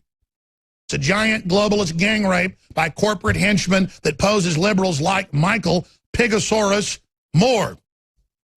Now, the guy that has 6 bodyguards but thinks you shouldn't be able to own a gun. He is a human-animal chimera of an alien species. Jabba the Hutt crossed with a walrus. Ho, ho, ho, teeny Jedi. I have bodyguards, you have none. Ho, ho, ho. I'm like, but that's not rational. You have bodyguards, but citizens who can't afford them can't have guns? Oh, your mind trick not work on Jabba. I'm not making fun of fat people. I'm making fun of Michael Moore. Okay, because I'm a little chubby myself, eh? Lost a lot of weight. Still, it's hard to get all the pounds off when you're a husky man. Let's get serious, though. The OECD, that's the big globalist group I'm going to tell you about in the next segment. That's one of the key roots of the current New World Order. In fact, print me the Wikipedia on OECD, please, or their official page. Last year saw record migration, and those migrants won't be leaving. Yes, you're using another Jedi mind trick on us to tell us that's just the way it is. Submit to it. That's coming up next hour. But before I go any further, just briefly, we have free shipping running through. I've decided to extend it through the month of July. And I'm going to have 20 to 30 to 40% off on everything at InfoWarsStore.com. That's T-shirts, that's Brain Force, that's Super Male Vitality. Myco ZX is back in stock. Even though it's been sold out for 5 months, almost 6 months, it's 30% off when you get it with Biome Defense. They go together. Amazing. Try it. You can't lose. You're supporting the broadcast.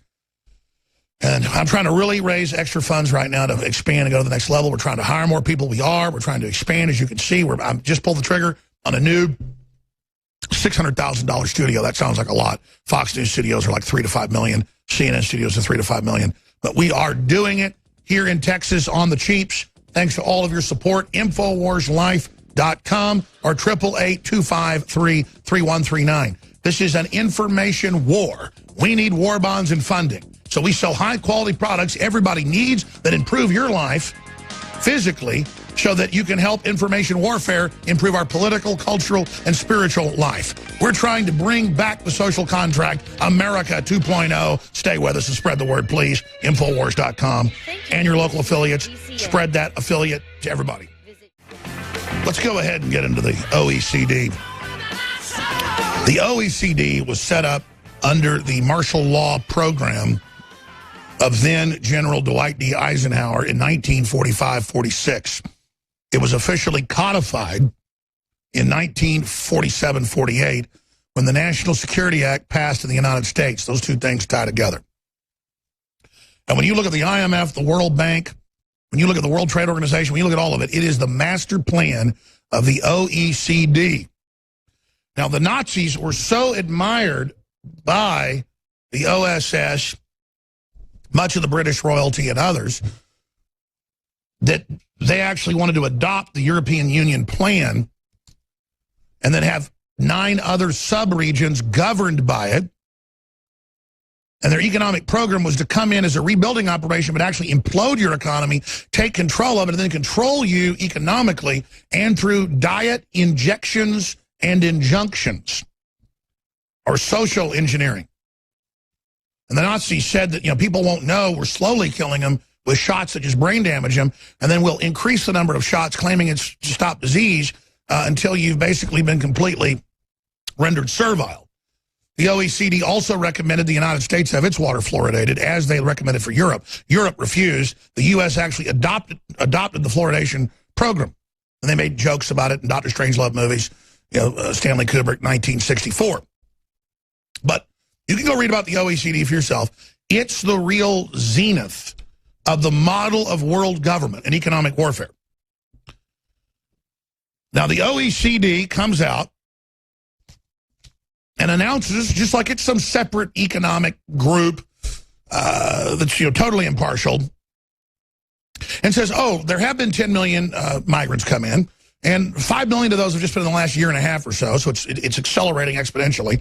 And there's going to be more. You've got to accept it. We're getting rid of the borders, and this is the economic future. And then they celebrate German cities and others that are now majority Islamic. And then the UN runs TV ads saying you should accept the hijab. In fact, you should wear it, and you should get an Islamic man. So, it says, oh, in the Islamists, here are the ads, and they're announcing the Imam of Jerusalem. They are weak. They say, come take their women. We go now, and we kill their men. You want to be good, eh? So last year saw record migration, and those migrants won't be leaving. And it goes on to report the Organization for Economic Cooperation and Development says last year a total of 5 million migrants flowed into industrialized nations, most of that into Europe, and those countries should be prepared for the migrants to stay. You should be prepared for the cancer to grow, because they don't get rehabilitated, they don't get taken out of Islam, they just get put on welfare and then told the government is your God, and they burn everything down the minute they don't get what they want. The organization said, the mafia, said the total number of migrants who came into the list of 35 industrial countries was around 5 million. And they go on to talk about how we have to accept it. Here it is, right here. Frankfurt becomes the first German city where natives are the minority. House passes bill cracking down on illegal immigrant sanctuary cities. See, Trump's challenging that whole globalist system, and that's why he's the enemy of the good old OECD. I know lots of fear. Fear of not taking action. Fear of letting the globalists win. Fear of letting them promote their socialism, their communism, their garbage. Well, Project Veritas, James O'Keefe's coming on next week, an amazing hero. Everybody over there is amazing. He is out there on the street every day confronting the CEO of CNN, who runs from him. We played that earlier in the broadcast. They've got Van Jones admitting it's all a nothing burger. The Russian thing's made up. They got other producers saying, we know it's all lies. We know it's a witch hunt, but we're ordered to do it by the head of CNN in the meetings. So it's an incredible time to be alive. There's a new report up on Infowars.com. It's on ProjectVeritas.com, obviously, as well. And I know you all know how amazing Project Veritas is. I know Drudge knows how amazing they are. But we need to not get in a comfort zone like, oh, we got Trump and we're starting to turn the tide and the left's imploding. Everybody knows the media is fake. No, everybody doesn't know the media is fake. Everybody doesn't know CNN's complete liars. There's still a large minority of people that are in the dark. We need to reach out to them and share these videos. Share the live feed right now. It's all about activism. It's all about that little bit of energy over and over again builds into victory. This is a football game for all the marbles that you're actually in. You're not a spectator. Nobody's a spectator. Even if you lie to yourself and say you are, you're not. So Russ Verney is joining us from Project Veritas. He is an expert on producing newsworthy stories, journalist, and I'm not going to get into his whole great background, but he is author, edited a lot of top books for the New York Times, a frequent speaker, and is just an all-around expert journalist. He's a U.S. Army decorated veteran as well. ProjectVeritas.com. He's executive director of Project Veritas. And wow, what an amazing time to be alive. I just can't wait to see what the other shoes are to drop from Project Veritas. We're obviously going to play some of these clips here, but I was listening to a little news piece during the break that Owen Schroyer did that was dead on. The Democrats are discredited. They're hated. Trump trolled them into admitting that Comey lied, and that Comey was illegally surveilling, and that Trump didn't try to get him to obstruct, and that Loretta Lynch is really the person covering up. I mean, they're in a lot of trouble, but a desperate rat can really, you know, put the hurt on you. So we need to understand that, yes, we're starting to get the upper hand. But I'm really worried about civil unrest. I'm worried about terror attacks. I'm worried about CNN conducting a false flag or something. Russ Verney, we'll get into your latest exploits here for America and the world, but what do you think about the state of the planet right now? Well, we share a lot of your concerns, Alex, and let me just say it's a pleasure to be on with you and an honor to visit with your audience today. Back in January, James O'Keefe, who is just turned 33 this week, so he's accomplished an awful lot in his young life. But he went public in January and said, our main target this year is going to be the mainstream media and the social media. And what you're seeing now is just the first installments of that undertaking, where we've been able to release 3 blockbuster videos showing the behind-the-scenes decision-making at CNN. Wouldn't it be wonderful if we could get our undercover journalists to be able to sit in on the editorial board meeting at the New York Times, LA Times, Washington Post? That would be a dream come true for us. But absent that, we got to go where we can get access to people who are in the know. So first video we put out this week on CNN, John Bonifield, the 15-year producer with CNN, says that it's all about ratings. They don't want to cover climate change or anything else because Russia is where the ratings are. And he admits that if there was really anything there in the Russia story, it would have come out by now. Somebody would have leaked it. So there's nothing there, but they're going to keep doing it because it's all about the money. Follow the money. At least at their level, it's all about unseating a president trying to restore the republic. And let's put it back on screen. Project Veritas Part 3 released today. American Pravda Part 3. Let's walk through Part 1, Part 2, Part 3, and then we'll play some of these clips. Okay, so Part 1, they admit that it's just all about ratings, that Russia is just there because people will tune into it and they don't have anything to tell us. CNN then says, well, that's just one individual's opinion, and he doesn't even work in our political division. So next day we put out a video where Van Jones, who's one of the talking heads on CNN, who's bashing Trump all the time, so we asked him in a candid discussion, what's this Russia story all about? He says it's a nothing burger. Well, the next day he comes out saying, gee, you took me out of context. I don't know what context nothing and burger could have been in, but, you know, it was his full clip. Then he spends all day yesterday on CNN, on the CNN talking heads, talking about how we selectively edited his video. So today we put out a third story where we get a New York producer for the morning program that is hosted by Chris Cuomo and Allison Camerata. And that producer tells us that they think the voters are stupid. They think that Trump is crazy. And they think that Kellyanne Conway got hit in the face with a shovel. That's pretty rough stuff coming from them. But then we find a clip in there, Alex, where there's a panel discussion in front of Allison Camerata that was done a while ago. They ask about voter fraud. There's a panelist trying to describe how he knows that there's voter fraud, how he's seen it demonstrated by James O'Keefe, actually, but they cut that part out. And they make it look as though he was just a conspiracy theorist instead of providing his evidence. So when Van Jones is saying we selectively edit, Project Veritas never has, but CNN has. Well, let's back up for a minute. Obviously, CNN's famous for that. You guys always put out your main video, then the raw video so folks can see it for themselves. You've never been caught in a scandal. All they've been caught into scandals. But the term nothing burger, a nothing burger is defined as there's nothing there. That is completely documented. So, again, the arrogance that they could spin something like a nothing burger and say that that's edited is just ridiculous. They try, you know, they probably work harder than a cat in a hardwood floor trying to bury its mess to pretend that what they said is not what they said. We don't rely on quotes, we rely on video. We've got them in their own words saying this. So people can go back and look at the video. And Chris Cuomo on that morning program about 6 to 8 months ago, he said that, you know, when you use these undercover videos, you actually get some pretty candid, honest responses to questions. Well, yes, we did. And your producer, Chris, gave us some pretty honest answers to our questions.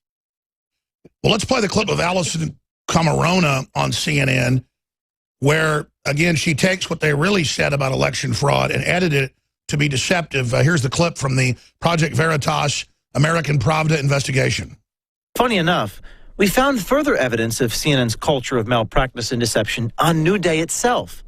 On March 30th, Carr's show aired what looked to be a pretty routine political story featuring Camerata and a panel of 6 Trump voters. So here we are, 60-plus days into his presidency, and we want to get your grades and your impressions of how President Trump is doing. The raw audio of the panel interview was leaked to us.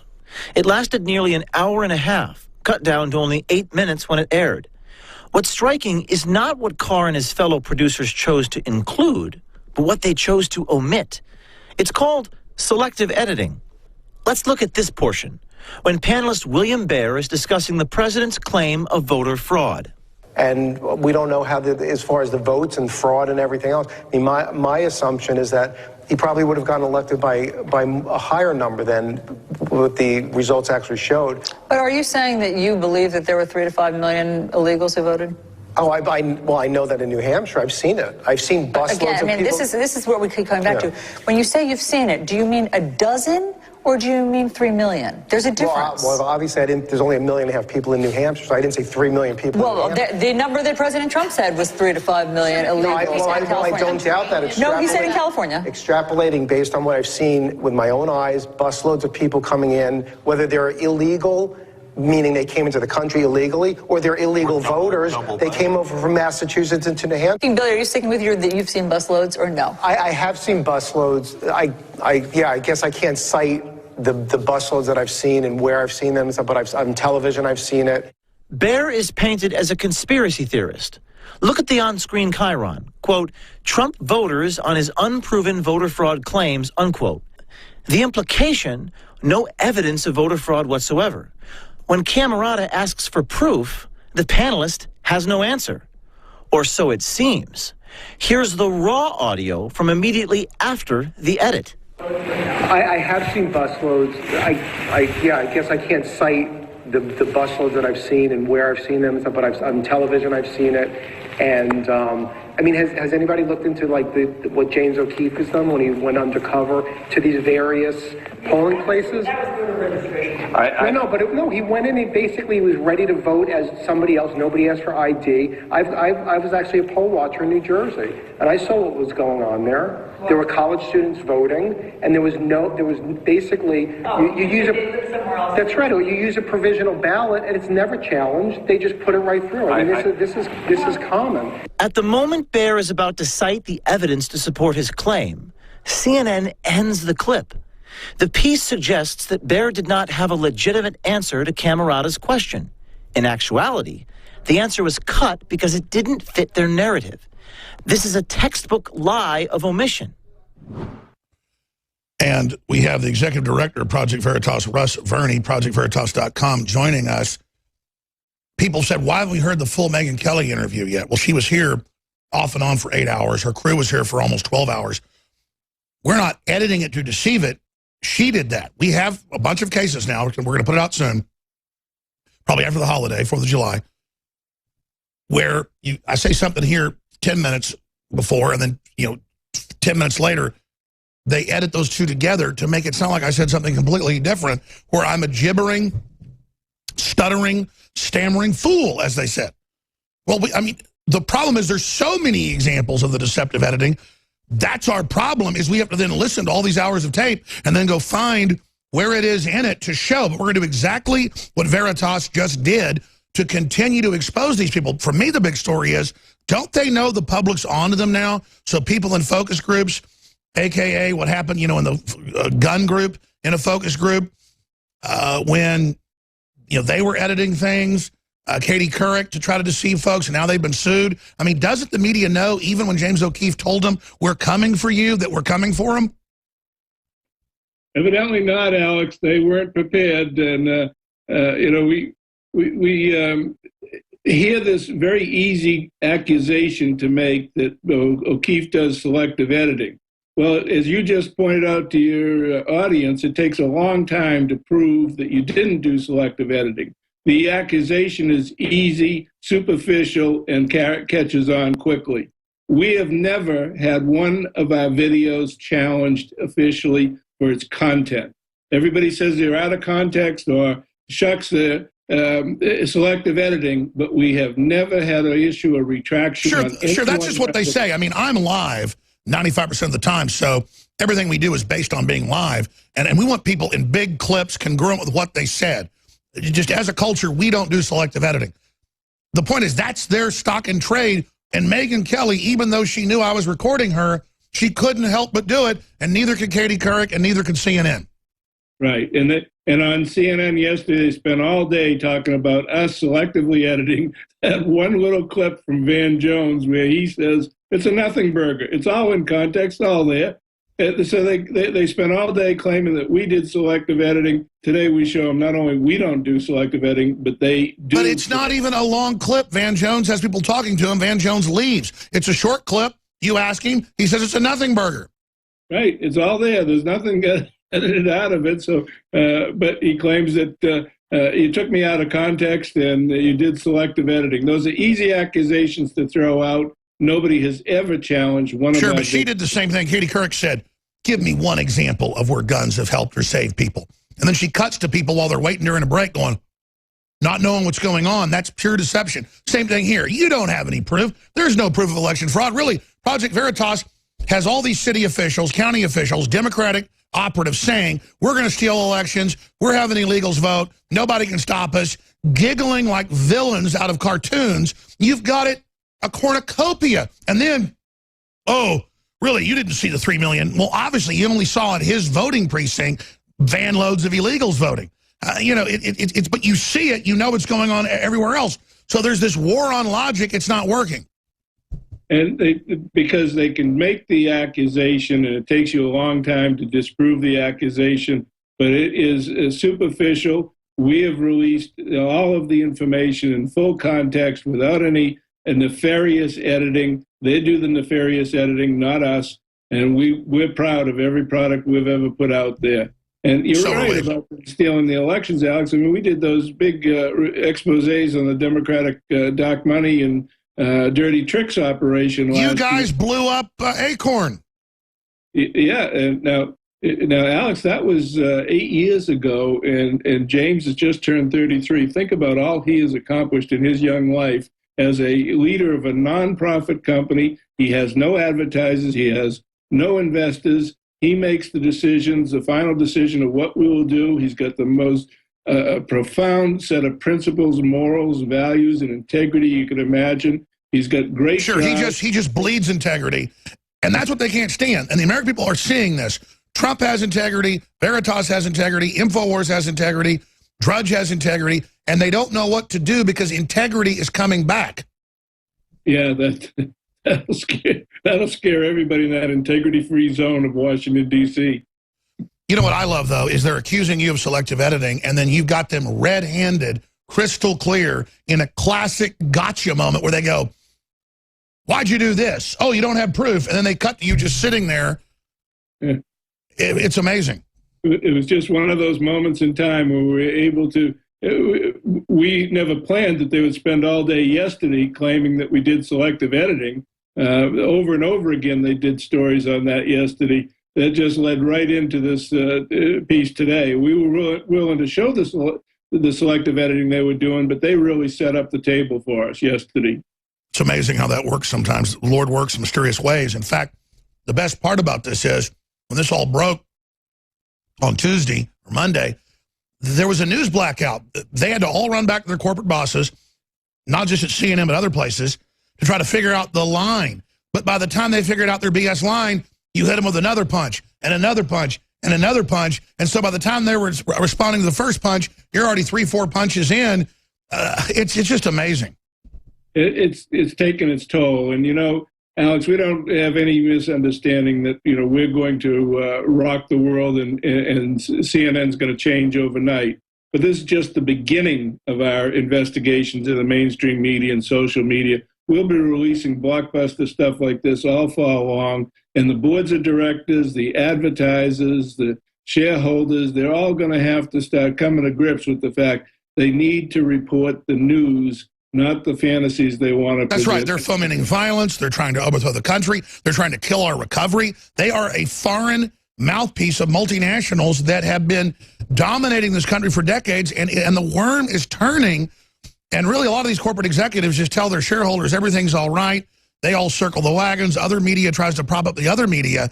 But pretty soon, the whole thing's burning down. I don't see how they can go much longer. They're kind of having a dead cat bounce right now, but still their ratings are a shadow of themselves 10 years ago because it's such a spectacle watching the train wreck. But just because we watch the Jeffrey Dahmer trial on court TV doesn't mean we like Jeffrey Dahmer. Don't they understand that? They are loathed. What they do like is they like the serial, the soap opera type of story so that they know you'll tune in tomorrow to get the next installment. And that's what they created with this fake news about Russia, was they could every day have an installment because they didn't have to worry about facts. They weren't reporting facts to you because there weren't any. It's a witch hunt from the beginning. It's run by the Clintons and the Democrats. You know it's never going to end. You've got the Republican establishment going along with it. And so you know it's just a fake news bonanza that goes on. And if there's another Salem witch trial, the people running it take over the town, get to burn all their enemies. You better shut your mouth up about tax cuts. We'll call you a Russian.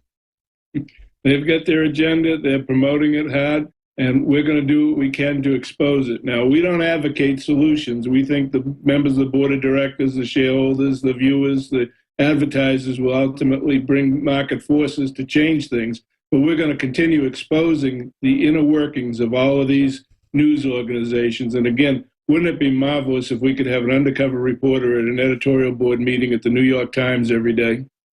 It'd be great. There's folks sitting there in those meetings that know it's wrong. They can send it to Veritas. They can send it to Infowars.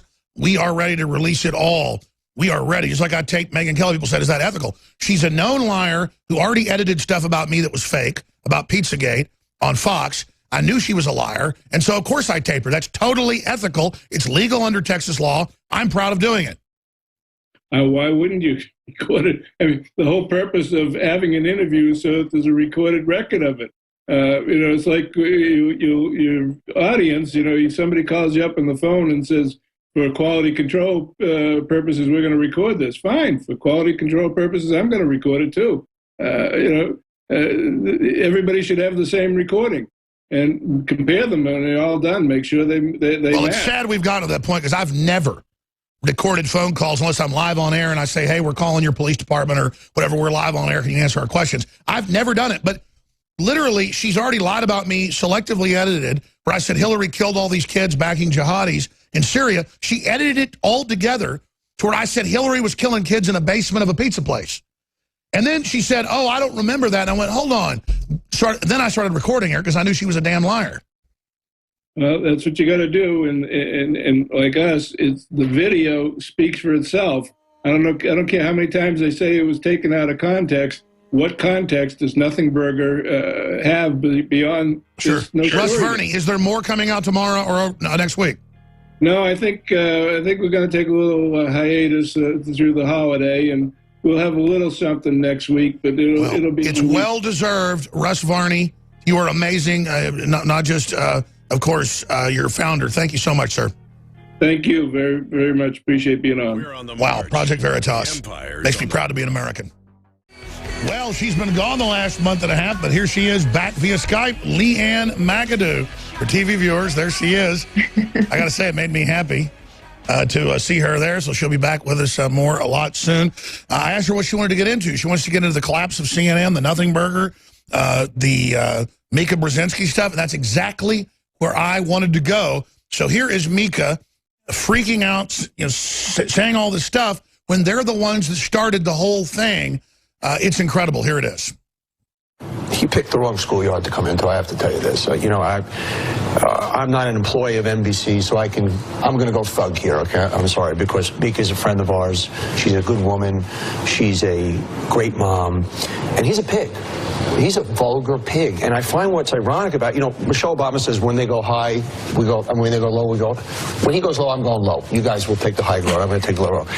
He's physically disgusting to look at. I mean, that's what I find ironic about the way he starts to always go after other people's physical attributes. So beyond the fact that he's obviously not well, and Joe and Mika have a great comment, he's clearly, obviously the obvious misogynism, the obvious vulgarity, the obvious stupidity.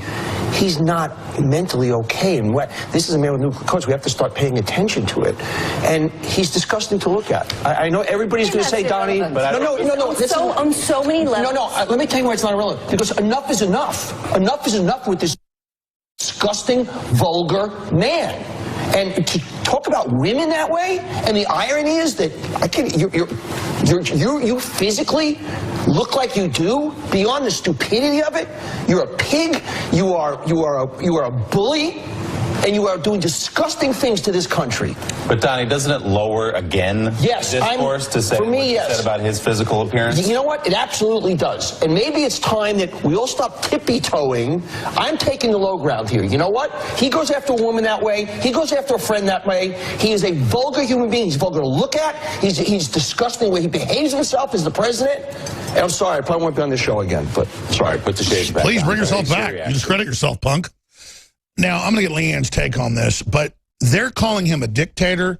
They're having guests on saying kill Trump. They're attacking his family. They're making all this stuff up. We're going to play some of those clips coming up. And then she says she's scared. It's kind of like when the CNN humorist came out and did the simulated chopping Trump's head off, and all he said is, you ought to be ashamed of yourself. Then she said, Kathy Griffin said, I'm scared, you bullied me. I mean, they attack him, they shoot congressmen, the liberals are calling for war, Michael Moore's calling for uprisings, and then Trump says, oh, they begged to meet with me. She was pathetic from her facelift, dripping blood, which is reportedly true. She shows up with some bandage on her head, and so he says this back to him, and they act like it's the end of the world, and he's this horrible-looking pig. Wow, Leanne McAdoo, great to have you back with us. Good job taking care of your grandma. Glad to hear that went well. What do you make of all this? Well, Alex, thank you for having me. It's great to be back on the show and see you. But, I'm kind of enjoying being able to sit back and not have to instantly react to this political tennis match we've got going between the media and following Trump's Twitter. That's all the news. That's all anyone is talking about are his tweets, and just completely ignoring so many other really important things that are going on in this country. Frankly, I wish Trump wouldn't have tweeted out about Mika's facelift. I mean, it just takes away from his achievements. It takes away from his accomplishments. It gives the media more justification to not talk about the good things. Are you saying you should get rid of his Twitter? This country. You're not saying get rid of his Twitter. You're saying, no, I tend to agree with you. I mean, why didn't he celebrate the Supreme Court backing him up? Or why didn't he go after CNN on all these fake news videos? He did, but why is he going after Mika and Psycho Joe? I know why. They've burrowed into his life. They've gotten close to his family. Right. And this is the same thing Melania Trump says. If you hit him, he's going to hit back 2 times, 10 times harder. That's just how he is. He's 70 years old now. He's not going to change the way he is. 71. At this point. Right. I mean, he is who he is. And that's why the people voted for him, because they appreciate that he doesn't hold any punches. And you know exactly what you're going to get with him. Well, let me say this then. You've been there in Florida. You take care of your grandma. You also spent some time in Europe, just the last month or so, not being in the Infowars pressure cooker, taking the sabbatical, which you certainly deserve. I want one too. What would you say about the state of the world right now? Well, obviously, what an incredible month for me to just keep quiet. I mean, so many tragic things happened over the last month and a half, of course, many big things. Something that was really impressed upon me when I was in Portugal, I would talk to so many people, so many different people from Germany, the UK, Portuguese people as well, Spain. Everyone instantly, where are you from? Texas. Oh, who'd you vote for? Everyone wants to talk about politics.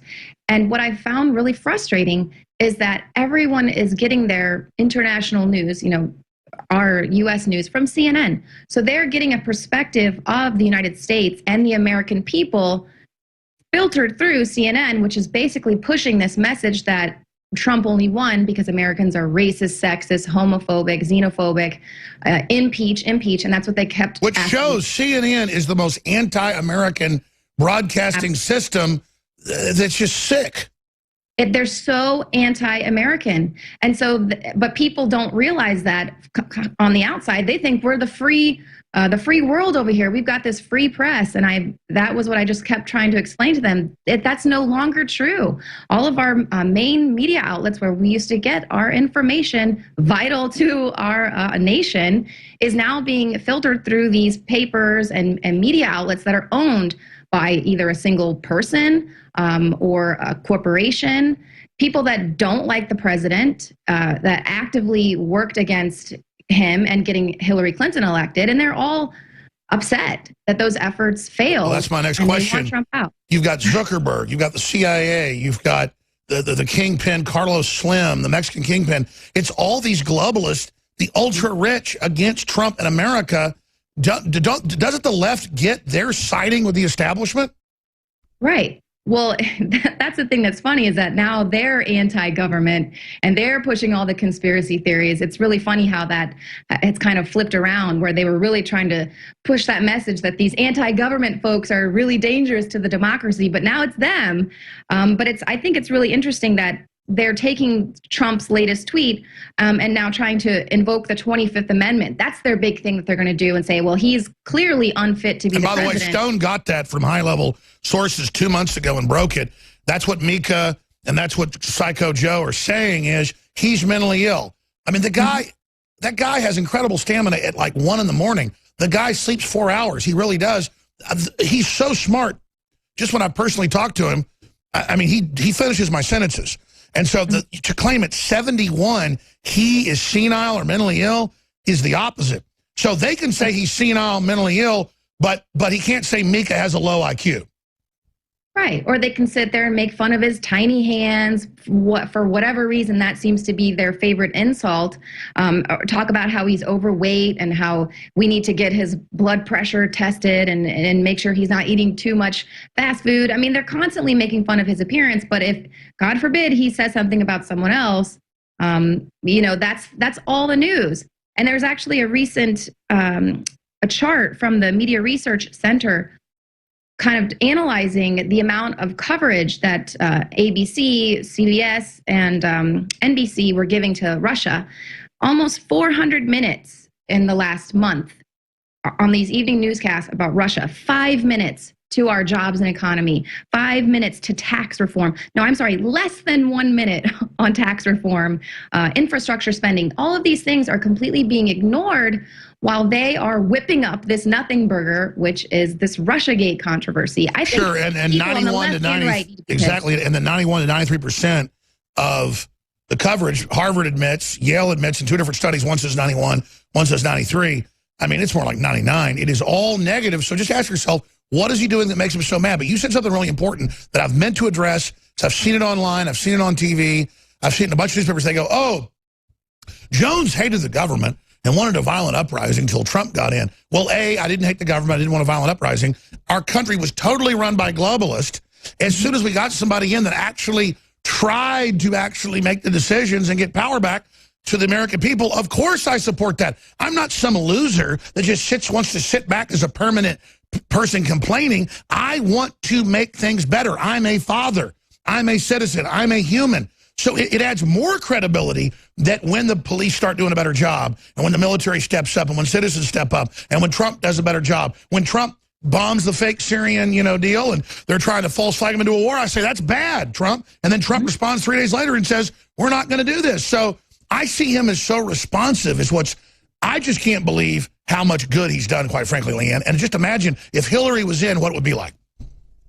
Oh, every day I think about that. And here now, I'm living in Florida, and I'm surrounded by a bunch of elderly people who are quite progressive. They come down here from New York and other places, and of course, they want to talk about politics. And it's so easy for me to say to them, well, I'm much happier with the Trump than I would have been with Hillary Clinton. And none of them can argue with the fact that she was a terrible candidate. And I mean, at the end of the day, I'm sorry, if you think Trump's such a bad guy, well, your candidate lost to him. So that speaks volumes about what a terrible candidate she was. And then just the fact that we're overlooking all of the corruption and the collusion and things that went into trying to get her elected. I mean, there's so many things that are not being addressed because we're being forced to ping pong back and forth. The nation is being forced, those people who turn into mainstream media are being forced to just constantly pivot back and forth between the media versus Trump. And they're not getting any information that's actually serving them. That's why you have a lot of Democratic leaders, they're kind of calling on their people to stop pushing this Russia thing because Trump taking us out of the Paris Climate Accord, they weren't prepared for that. They didn't have any response for that because they hadn't been rallying up their protesters and rallying up their troops to even think about that Paris Treaty. They had nothing to say about it. So well, that's my next question. How can they be calling to kill Trump, murder Trump, hashtag hunt Trump, Democratic officials? They're actually trying to organize this. Then they turn around and say, it's Trump's fault Congressman Scalise got shot. Right. And you would think after something like that, where we're actually seeing political violence now festering up and people are actually now actively getting violent with their political rhetoric, they're taking it now to the streets, you would think, okay, are they going to tone it down a little? No, you have Chris Matthews talking about Trump needing to take out Jared Kushner, get rid of his son-in-law. I mean, it's dangerous. And that makes me support Kushner now. I don't think Kushner's a bad guy, but I know he's been reportedly leaking to or talking to Scarborough. He should know Scarborough's not his friend. Right. Leanne, let me ask you this, because it's a big spectacle. And I haven't, talked to except for some text messages and a couple calls in the last month or 5 weeks. You took care of your grandma and went to Europe. Well-deserved time. But be honest. I mean, obviously, I look like hell, bad lighting. I need to lose some weight again. I've kind of been slacking. But the editing of a stammering, mindless Alex Jones, the Megyn Kelly, was it the right decision to do the interview? I mean, I did it because I was going to, obviously try to expose the hit piece. It blew up in her face to a certain extent. People agree that we came out on the better side, but I don't think it's because I'm that good. I think it's that she's that bad and the dinosaur media is in such crisis. But correct me if I'm wrong. What is your real analysis of that? Well, I was really glad that you did the interview. I thought it was definitely going to be a hit piece, but I was willing to give her a chance because I did, respect Megyn Kelly. And you used to say, oh, don't worry about her. You can be better than her or whatever. I looked up to her. So I was giving her a chance to see if she... Leanne, you are a million times better than Megyn Kelly. Please, for God's sakes. Stop it. You're like a super smart girl next door that's awesome. I mean, Megyn Kelly was very robotic. I'll just tell you this. She's very attractive physically. I had zero attraction to her, though. I don't mean that mean. It was like there wasn't a woman there. Go ahead. Yeah. Yeah, well, I mean, she's definitely sort of toughened up and changed a lot. I think she took a lot of heat for giving Trump those pretty hard-hitting debate questions initially. And, you asked me this at the time as a woman, I thought she handled it pretty well. And frankly, at the time, he did say those things. And she was brave enough to say, well, if you're going to be the president, respond to this. But she got a lot of flack for that, which, understandably so. So I was interested to see, would she be fair? Would she be balanced? Would she really actually allow people to see who Alex Jones is and why he's so important, why he has so much reach. But of course, it turned into a hit piece. And I was just really glad that you guys recorded it, because I know that that's not something that we've ever done. And I was about to say, because folks are now saying I'm recording everything. Have we ever recorded somebody surreptitiously? No, and that's where we always joke about it, because, I mean, obviously there's cameras all over the place, but, you know, this is not something that you know that there's going to be a hit piece, so you just kind of take it in stride and give them your honest, authentic Alex Jones, and they'll spin it and do whatever. But, you know, I just don't think they were expecting to have her just so blatantly lying, have that recorded and blow up in her face. And to me, it's like, really? Alex Jones will be the one thing that finally undoes Megyn Kelly? I mean, that was incredible to see. I don't think it's that. I just think that the public sees us as honest, which we are. We make mistakes, we'll tell people. Here's an example. The headline said, Playboy reporter in the Daily Mail confronts, press secretary in outburst, but he was with a syndicate paper. He wasn't a Playboy. So I'm going, look at this dumbass Playboy reporter. And then later I'm watching it at night and it's going, syndicate news columnist. So, I mean, we make mistakes like that, but it's like little stuff like that. With them, we don't have the time and energy to lie. We're like live. We're really saying what we think. There's no teleprompters. With them, they'd spent 2 weeks manipulating this thing. And my problem is we have all the audio. Rob Dude's like, dude, I've been working on this like 50 hours and I can't put it out because it takes hours to go back through all the audio, find what you said, then match up the points. It's going to come out soon. It's just, it's insane. She would take, we've got edits of hers, Leanne, that are 4 different clips over an hour and a half. You understand? They would take over an hour and a half, 4 things I said. That's why even mainstream media admitted it was jump cuts, because it would like go, and I do this, and then it would cut back to her and like cut to a wide shot and all this, because they were literally like taking, a news article and cutting out each word like a refrigerator game. Right. And then like rearranging them. I mean, it's that bad. So here's the question. Why did they think they could get away with that? Well, and I'm also curious how much of that last minute scrambling editing took place once you released the piece and kind of scooped Megyn Kelly. I wonder how much they went back and tried to edit more to make you look really bad and really villainous. So that might not have even been the original piece that they were working on. But then once she got scooped, then they were like, okay, well, now we really have to hit him. That's a good point, because she said that don't worry, other folks have taken it over at NBC. It's going to be much worse on Alex. Right. Yeah, I mean, people have to understand it's all edited. It's all filtered through a biased channel. And then you can see him take your clips, mash them up. Wait till we release this. I actually think the fact we did this on purpose, I think waiting until everybody's kind of forgotten about it, and then releasing pieces of this selective editing is going to be devastating. Leanne McAdoo is our guest. We got 2 more segments left with Leanne McAdoo. It's great to see her face via the Skype. She's been on sabbatical, taking care of her grandmother and taking some time off. She'll be doing reporting for us and more, though, coming up very, very soon. But she deserves more time off. She did have the whole summer off, but she's texted me a few weeks ago and said, I'm ready to come back on. A lot of stuff going on.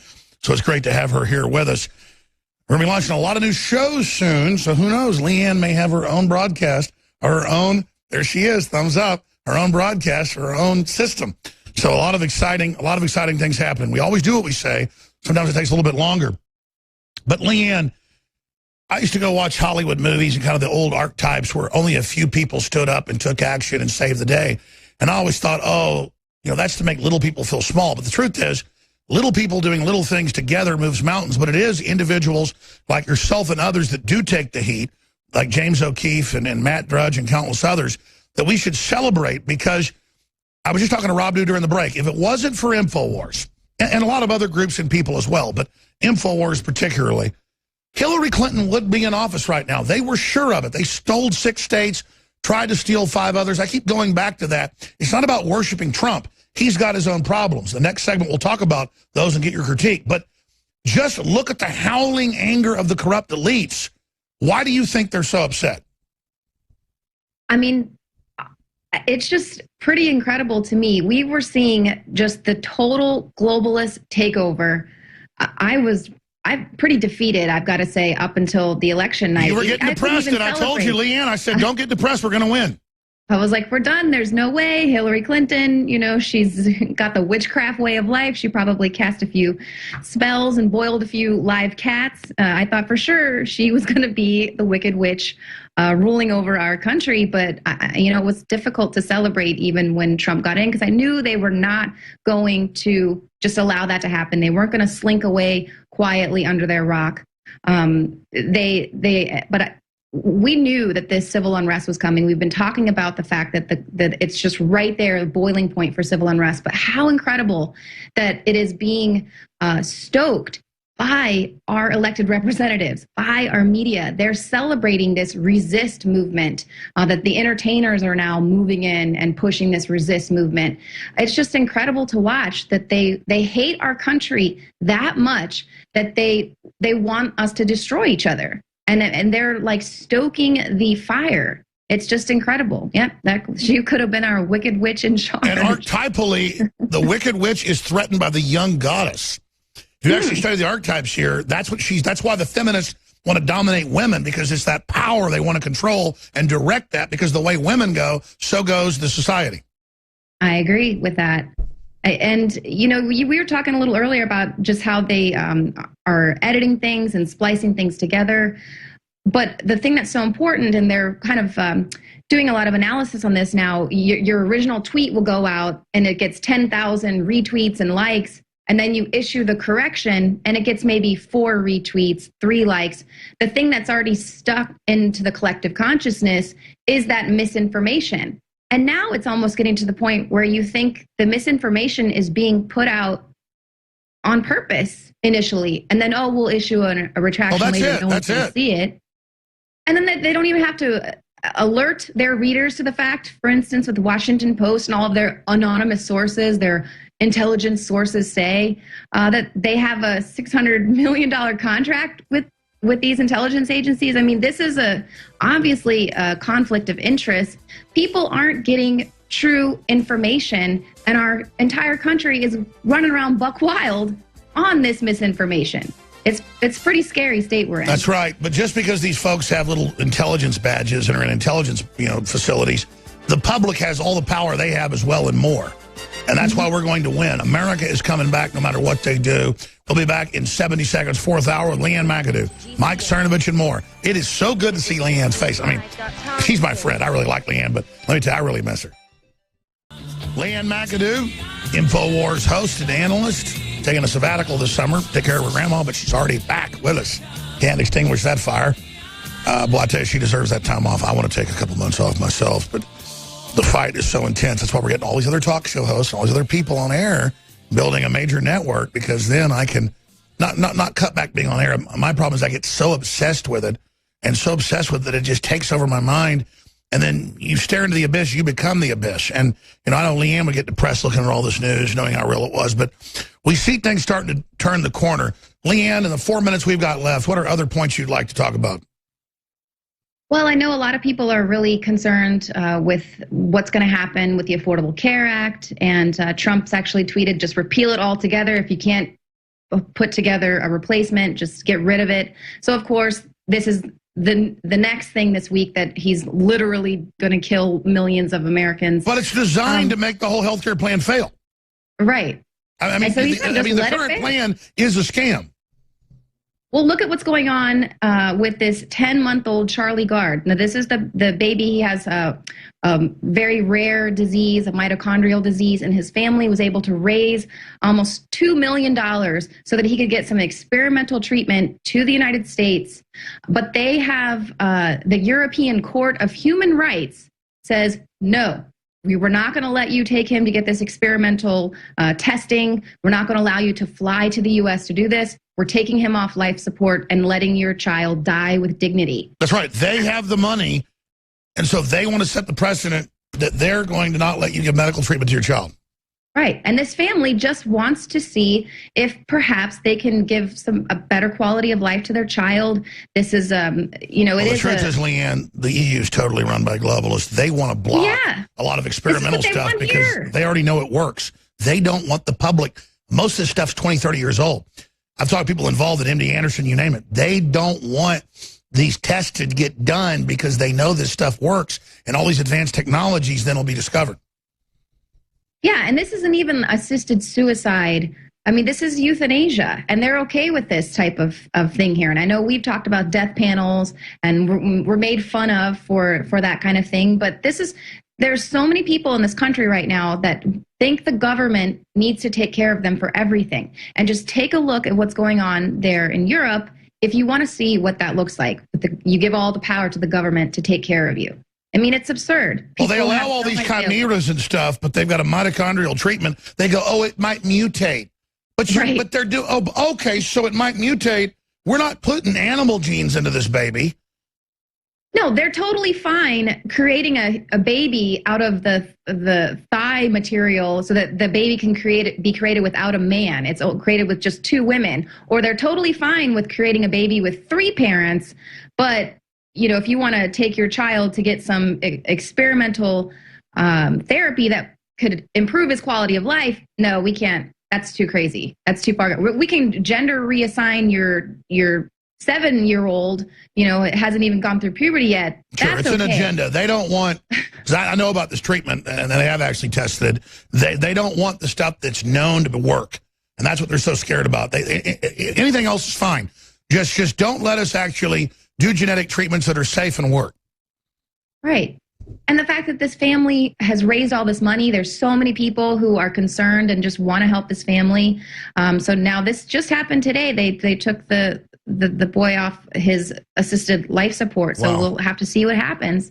But now the family said they're going to donate all that money to other families dealing with this disease so that they can try to help those families. But I mean, they fought so hard for baby Charlie, and to just have that government there say, nope, he needs to die. Why are they making the decision? If the U.S. government will let them do it, why would they say, oh, it's just incredible. Leanne McAdoo, I know you're going to be doing reports for us, more on the field, coming back to Austin some too. Very exciting. You are awesome. It is so good to see your face. Good to see you too, Alex, and all the crew. I miss you guys. Well, Leanne, we miss you too, and you're awesome. Michael Cernovich is coming up with a Robert Kiyosaki bombshell. Thank you so much, Leanne. And your host of the 4th hour, that has just kind of been our training wheels area, not that Mike Cernovich needs it. Before I'm getting the people hired, I'm putting it in place, I'm getting the clock set up, I'm contacting our radio affiliates and saying, hey, by the middle of July, David Knight will host a 3-hour radio show leading up to 11 a.m. Central. So from 8, 9, 10, 11, from 8 in the morning until 11, you will have David Knight. I don't know the name of the show yet. We've got the clock. We've got the intros getting ready. That's going to happen. Then Mike Cernovich is going to come on at 3 o'clock Central, and we'll at least host an hour of it, but it'll be a roundtable so that it will then segue into others, because a lot of our main anchors are so busy they can't do 3-4 hours a day. So it'll be kind of, a lot of these will be roundtable shows. Knight can hold 3 hours a day. So can Cernovich easily, but they only want to host an hour or 2 a day. Same thing with Roger Stone. He'll be coming on at 9 at night till midnight Central. He'll host an hour and a half or so, but then he'll be with Owen Schroyer, who will then segue into clips and other guests. So these are going to be shows hosted by 2 people that then have generally, at least for an hour, a gallery of other guests, your calls, clips. But mainly it's so we're live on air with breaking news as it happens. And I intend by the end of 2017, or I believe we're saying that, in the year 2017, the Second American Revolution went into high gear as patriots using information warfare techniques and the weapon of truth took on the globalists and began to win. This is a chronicle of the 21st century war to restore the new Renaissance in the American century. That's what's happening. But I'm involved in all of it, obviously. The branding, which is the truth. People say, how do I brand stuff? What is the truth of history? And then that's what we brand. I'm not coming up with any of this. I'm actually looking at what's happened to humans before and bringing it back with a 21st century mix. So this is a big deal. The globalists are going to launch counteroffensives. They're going to get violent. Michael Moore's calling for uprisings. But people know the MSM's out to get them. They know they're liars. They know they work for foreign powers. They know they want to make you poor. In fact, we've had a lot of great folks sending in graphics. One of them is CNN is a terrorist organization. That's Mike Cernovich's idea a month ago. Now we've seen dozens of people peacefully take over national TV and expose it. We're going to tweet that out in the next hour. They terrorize our freedom. CNN is fake news. It's only paid out like 15 grand of the 200,000. So CNN is terrorist, CNN is fake news, but they've had all these people throwing fits and freaking out and getting upset, and CNN saying it's dangerous, stop saying it. You're saying kill people. You're having guests on saying the guy that shot the cops and the congressman wasn't an evil person. You're the one saying hashtag hunt Republicans. All we're doing is saying you're a bunch of trash. Just like Trump says, Mika's begged to come meet with me. So is this other guy. Give me a break. She shows up all bleeding from, facelifts. Get out of my way. They go, oh, we're scared. Kathy Griffin, kill the president. He says, that's despicable what you did. Oh, you were mean to me. And actually fake cries like a 3-year-old who gets caught, doing something bad, and they do that fake cry. Mike Cernovich taking over, my friend. Wow, what is it like for you to see the further implosion of CNN, the rest of the media rallying around to try to prop it up, the total hysteria, the ghost dance they've gone into? What do you make of this? Well, I wanted to break a story real quick. I wasn't able to break it when you had me on Monday because I have to embargo a lot of this stuff. So there was a big story right now. We found out about Rex Tillerson, Brian Hook, and Margaret Petterling. Rex Tillerson, some of us might remember, the State Department secretly lifted the ban on refugees. There was a New York Times article about this about a month ago. That's right, countermanding Trump, not just courts rebelling, what the Supreme Court slapped down on Monday, but we're talking about beyond that. We're talking about rebellion inside the State Department. Go ahead.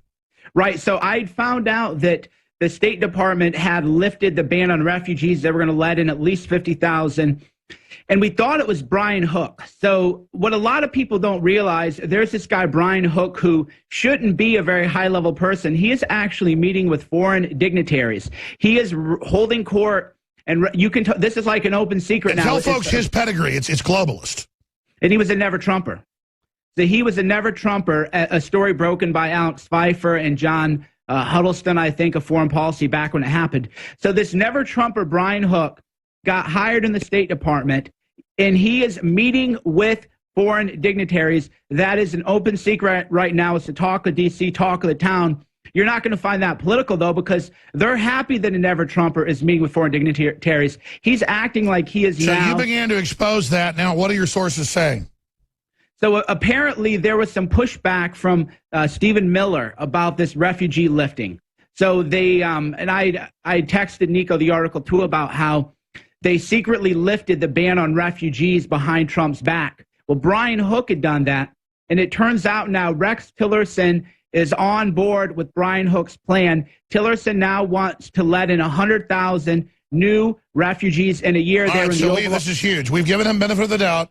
You're saying from your White House sources, Rex Tillerson hasn't been blindsided. Rex Tillerson is involved in bringing in Islamicists. That brings me to the OECD that set up the current takeover of Europe. They're saying just get used to it. We need these Muslims to basically pay European Social Security. So they've decided to repopulate us, not with Latin Americans, Africans, or Asians, which would be fine, but with radical Muslims. That makes no sense, but that's what they're announcing. Go ahead. Yeah, so initially I thought it was Brian Hook who lifted the ban, and indeed it was Brian Hook, but I found out there was a meeting in the Oval Office. President Trump was present there. Stephen Miller was, Tillerson was there. Rex Tillerson went on a rampage and said, I'm not going to listen to some 31-year-old Stephen Miller. Why do you think you know so much? We need to start taking in more refugees or there'll be more terrorism in America. But you bring in Islamicists, and that's what causes the attack. So, wow. So you're talking to folks that were in the meeting, and Tillerson sounds like he's a Soros operative. So Tillerson, we don't know what happened with him. He started off actually being okay, and we thought it was Margaret Petterling and Brian Hook, who they essentially are running. That actually should be a much bigger story than it is. Brian Hook, never-Trumper, totally unqualified for the job, is acting as a de facto Secretary of State. He's having meetings with foreign dignitaries, having meetings with heads of state. We're talking, countries like India. They have to go and kiss the ring of Brian Hook, who was a never-Trumper. And I thought, what's going on? Because we thought Tillerson was okay. Well, it turns out, though, Tillerson has now been persuaded by, I don't know, McMaster or whoever, that if we don't let in 100,000 of Muslim refugees a year, then that's going to radicalize Muslims to commit terrorism. So now Tillerson has a massive plan to double the number of refugees being let in, essentially going back to... By the way, if that sounds like it doesn't make sense, Erdogan played the part of the nice Muslim like Turkey did, even though it was the former head of the Ottoman Empire. They got Europe to take in the last decade 5 million Turks, okay, at least. And so now he wants to come in and direct them politically. He's threatened a jihad to, quote, burn down every city through his ambassador to the EU if they don't accept it. Germany finally stood up and said, okay, you can't come here and give a speech. That was today. So this is the model. The Muslim groups say, if you don't let us on the New York Federal Reserve Board, if you don't let us get all these government contracts, if you don't let us come in and do all this, if you don't let in a certain number, we're going to attack you now, which is just what my Pentagon sources told me years ago. And I said, we're being held hostage by rich Muslims threatening to activate terror cells if we don't let more in. So then we're going to let even more in, where it's well over these boats, 90% male. They keep saying it's 80% in the UN's numbers. That's crazy. Hey, go ahead and blow stuff up. We're not going to be held hostage. We're certainly going to take more of you in. This is the most idiotic equation. The truth is, our elites are being paid off by Saudi Arabia and the Islamists. What else are your White House sources saying? Well, Tillerson now is a full-on globalist. Again, I don't know if he was bribed by somebody or somebody threatened his family or what happened, but what we... Because he did fight globalism back in the 90s and 2000s. Yeah, so they're back in. And so there's a nasty fight, nasty infighting. Tillerson is, again, he wants to go back to the Obama administration era of the refugee resettlement policy. That's the Tillerson thing. Brian Hook. Let me ask you this. Why does the OECD, which again is the original big globalist system that took over Europe, why is it and the UN obsessed with, quote, repopulating us with Muslims when statistically highest rates of welfare, super high rates of crime, pimping, sex slavery? I mean, if you want to statistically bring in people, Mexicans are like 50 times better. I mean, let's admit it. An average Mexican worker ends up paying more taxes, doing more work than the average third-generation American. I don't want to say Americans are lazy like the leftists say, but statistically, living in the lap of luxury makes you lazy. I don't care what color you are. A third-generation Mexican's as lazy as anybody else, as white people. But why would we bring in Brazilians or even Nigerians or people from Asia? Why wouldn't we bring in Chinese if we're going to bring in Muslims? What is going on here? Yeah, and why not bring in South African farmers who are being slaughtered pushed out of South Africa, right? There's why didn't we bring in more Ukrainians when they were having that problem in the Crimea? It's definitely an anti-Christian thing. There's really no question about it. They don't want to bring in anybody who's Christian. It's the same reason they want to take out Assad. That's it. They want to bring in Muslims because they're not Christian. Exactly. It's a war on Christians. Because it's not even a color issue. They don't want Christians. You just said it. Yeah. And that's what people have to understand. Once you understand, the same thing from the Middle East. Why don't we take, me personally, if we're going to take in refugees or migrants or whatever you want to call them, well, why don't we take in good Christian families? Take Syria. Roughly 20% was Christian. If you do the math, it was like 0.000 something. Out of 3,000 people, they bring in one Christian. Exactly. So that says it all, really. It isn't a color thing, a race thing. It's not a country thing, because we could bring in intact Christian families from Syria or from Jordan or from Afghanistan or Iraq. Christians need not apply. It is a war on Christianity, and anybody who can't see that is ignoring everything that's right in front of their face. Cernovich, you always boil it down. You really are amazing, because that's hiding in plain view. It's an anti-Christian move. Attacks on Christians have quadrupled. Something like 70% of all religious attacks in the world are against Christians. And then our government goes in and puts the most radical, crazy, woman-raping, slaving, sex-slaving, pedophile Al-Qaeda in charge, and ISIS, and then we just go along with it. The good news is it caused a rebellion in our military. It caused a rebellion in the Senate. It caused a rebellion in law enforcement. And I think that's why people finally had the decision they had to join the Republic, was because you can't just sell out to this like Boss Hogg and, there's some power structure that owns stuff, but you're okay. I mean, I would fight that because I'm a moral guy, but I wouldn't fight to the death. I wouldn't be like 18 hours a day. It's that it's existential. It's Satanist allied with Islam and a bunch of scum wanting to totally enslave everybody. I mean, this is insane. Yeah, I don't get to take days off, man. You know, people. I was doing all these events in D.C. and people go, "Man, you look really tired." And I go, "I'm not going to lie to you. I am tired because I have to go every day because they're trying to murder us every day. When you have an enemy army trying to murder you every day, you have to get up and you have to fight every day. There's no choice. It's a life or death war." Well, I'm going to have you take over. I'll skip this break because I'm cutting into your time. You got a lot to cover, but you always invite me on. Very soon we're going to have your own transmission. But Robert Kiyosaki, best-selling author of Rich Dad, Poor Dad. He sold more than like 100 million books last time I checked. Really good friends with Trump, co-authored several books with Trump. And I know it was really Kiyosaki actually said I should get Trump on and then made contacts and Trump came on, not just because of Stone, but Kawasaki. But he was in Black Ops in Vietnam. He flew Cobra gunships, but did a lot more behind the scenes.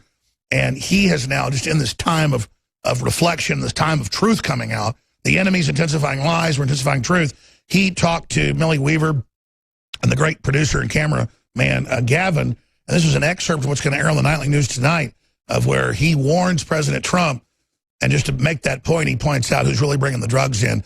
So here's a guy taking a lot of risks to his own life to tell you what he was involved in, Robert Kiyosaki. This is Robert Kiyosaki for Infowars.com. Millie Weaver reporting for Infowars.com. We're here in Bozeman, Montana at the Red Pill Expo with a very special person. Now, he was one of the speakers. This is Robert Kiyosaki. So you said you know President Trump, and it seems like you knew him pretty well. What can you tell us about him? Well, first of all, he and I wrote 2 books together. I'm the only other person that shared the cover, and we're supposed to write the 3rd book, except I said, "Hey, it's time to write the 3rd book." He goes, "I'm sorry, I'm running for office." I said, "Good luck." So I feel for my friend Donald. He's a great man. He has the same disease I have, foot and mouth. Or tweet and mouth, you know, whatever you want to call it. Tweet and mouth. Everybody said, "Well, stop tweeting." I said, "Well, it's Donald." And people look at it as what, kufuffle or something he tweeted. At the same time, he went to NATO, and he said to NATO, "Pay up. You guys are not paying your bills." Then he went to Saudi Arabia and says, "Let's kick ISIS's butt." You know, that's the kind of leader he is, but the press never covers that. And we're after Trump for firing the FBI director, and we all know the FBI is a little tainted also. The CIA, I mean, I know a little bit about the CIA because as a Marine pilot, I was recruited by them to fly trucks. And I don't do drugs, I'm pretty straight. So anyway, our whole system is suspect right now. It's all these bureaucrats and people with their hands in the pot. And the question I ask all over the world, it's all over the world, why does a politician go into office poor and leave rich? Why does that happen? That's corruption. But nobody says anything about that. They get Trump for some goofy thing, you know? And the trouble with the special prosecutor, because I've had one of them on my butt. This is the thing I'm afraid of, because Trump's my friend. They'll find something. You know, when I was guilty, I got accused of in the Marine Corps, and they came and they started turning over the rocks. Oh my God. Because all the things I did, I thought I got away with. I didn't get away with. I just pled guilty and just get off. You know, I was never. They let everything go. But my concern for my friend, the president, is they're going to find something. And it doesn't make a difference what they find. They will find something. Man, we got to get Robert Kiyosaki on routinely. I'm not bragging, but he's like reached out to get on, and then it kind of breaks down. He's busy. We're busy. We should have that guy on every week. So Robert Kiyosaki, suddenly, 100 million books sold or more. He comes out and says, "I ran drugs for the CIA." I mean, that's just the signal that the answer is the leak. The answer is the whistleblower. The answer is the real people that did all this because they believe it was for greater good. He's like, "I flew drugs in." You're going to get Trump for claiming some made-up crap? No. Go ahead and take over, Mike Cernovich. We love you. Yeah, no, and think about how desperate they are, too, is the Daily Beast wrote an article trying to claim that people are trying to say that people are on Mars or whatever. The fake news media is just so unbelievably desperate. It does blow my mind every day. By the way, I didn't say that. I had a guest on that said who said they may have tried that. The point was, and I said no, I don't agree with that. But they're doing animal-human chimeras, and then the media makes jokes about that, which is admitted. Yeah, and they just That's the whole point. It's just another like big lie, you know, another scam. What can we say? But that's how desperate they are, and that's why I enjoy when those articles, because they even mentioned me in the article and they lied about me, and I like that they do that because it shows how desperate they are. It shows the bad guys don't like us. So let me ask you this, because I got to ask you before I go. I'm going to be watching, obviously, as I work around the office. What do you make of the CNN Veritas stuff? I mean, it just gets the Megyn Kelly and the stuff you did. Now this, it's just, doesn't it feel good to know you're there and that the Drudge is there and then folks like Project Veritas? I mean, this is exciting. Yeah, I was getting texts from friends who are actually liberals, and they go, man, you must be having a party with all the CNN blows, because the CNN is ISIS thing. Oh, by the way, I got a message from somebody. She had actually said that she received her check and she had a medical procedure. It was going to help pay for that procedure. So she wanted me to tell you, thank you for that and everything about that. Well, I cracked the whip yesterday, and it's my fault. I launched these promos and kind of put one guy on another guy and then tried to get the people and pay them. But we always do it. The guy in England, his check's being sent out today. So, yeah, it's exciting. Yeah. That's where people, they say, where's my check? And it's like, there's a lot of people who did it and people are getting to it. So, yeah, she received it, was really happy. And that's what is a collective, like, body blow. One thing after another. Scaramucci was going to sue CNN because they lied about him. It's like metaphysical. CNN comes out and says, oh, you edit your videos, Veritas, which they don't. And then it comes out that they're the ones editing. Sorry, go back to Scaramucci. Yeah, no, I mean, that's the beauty of it, is that they're falling into a trap where they're saying, well, why would anybody trust an edited video? And I'm saying, you're playing into our hands with that. So James is actually, O'Keefe was a great patriot. He is exposing them, and they're saying, well, but you edited videos, and how dare you use edited videos? Exactly our point. So anytime now they do a hit piece on one of us, I have that clip of Anderson Cooper and Van Jones where they go, who would trust an edited video? And I go, I'm going to save that one locked and loaded. Next time they come after me, I'm just going to say, well, according to Van Jones, you can't trust CNN because the video's edited. They're, as the New York Post says, really hurting right now. But I always have found, even if the bad guy starts the fight, I get him down. It's once I actually knocked him on his ass, I got to get ready for the real fight. And I think, though, we knocked him down hard, but we got to get ready to really put him down permanent. Well, and we'll never put him down permanently. I mean, that's where people go wrong, is in life, there's never... No, I know the enemy keeps coming back, but I mean, that's what I mean. We need to break their back. Oh, we have to keep pushing our advantage. We can't give them any mercy. We have to keep catching them slipping, keep hitting them hard. But the good thing now is there's a, Malcolm Gladwell wrote a great book about the tipping point, and we've reached a tipping point now due to influencers and network nodes and everything. The idea is, how does a pandemic or an epidemic spread? And then you have patient zero, right? Well, that's what the CNN guy called us, was a virus. They understand that we are a virus to their system. Don't they get they're already done? Well, exactly.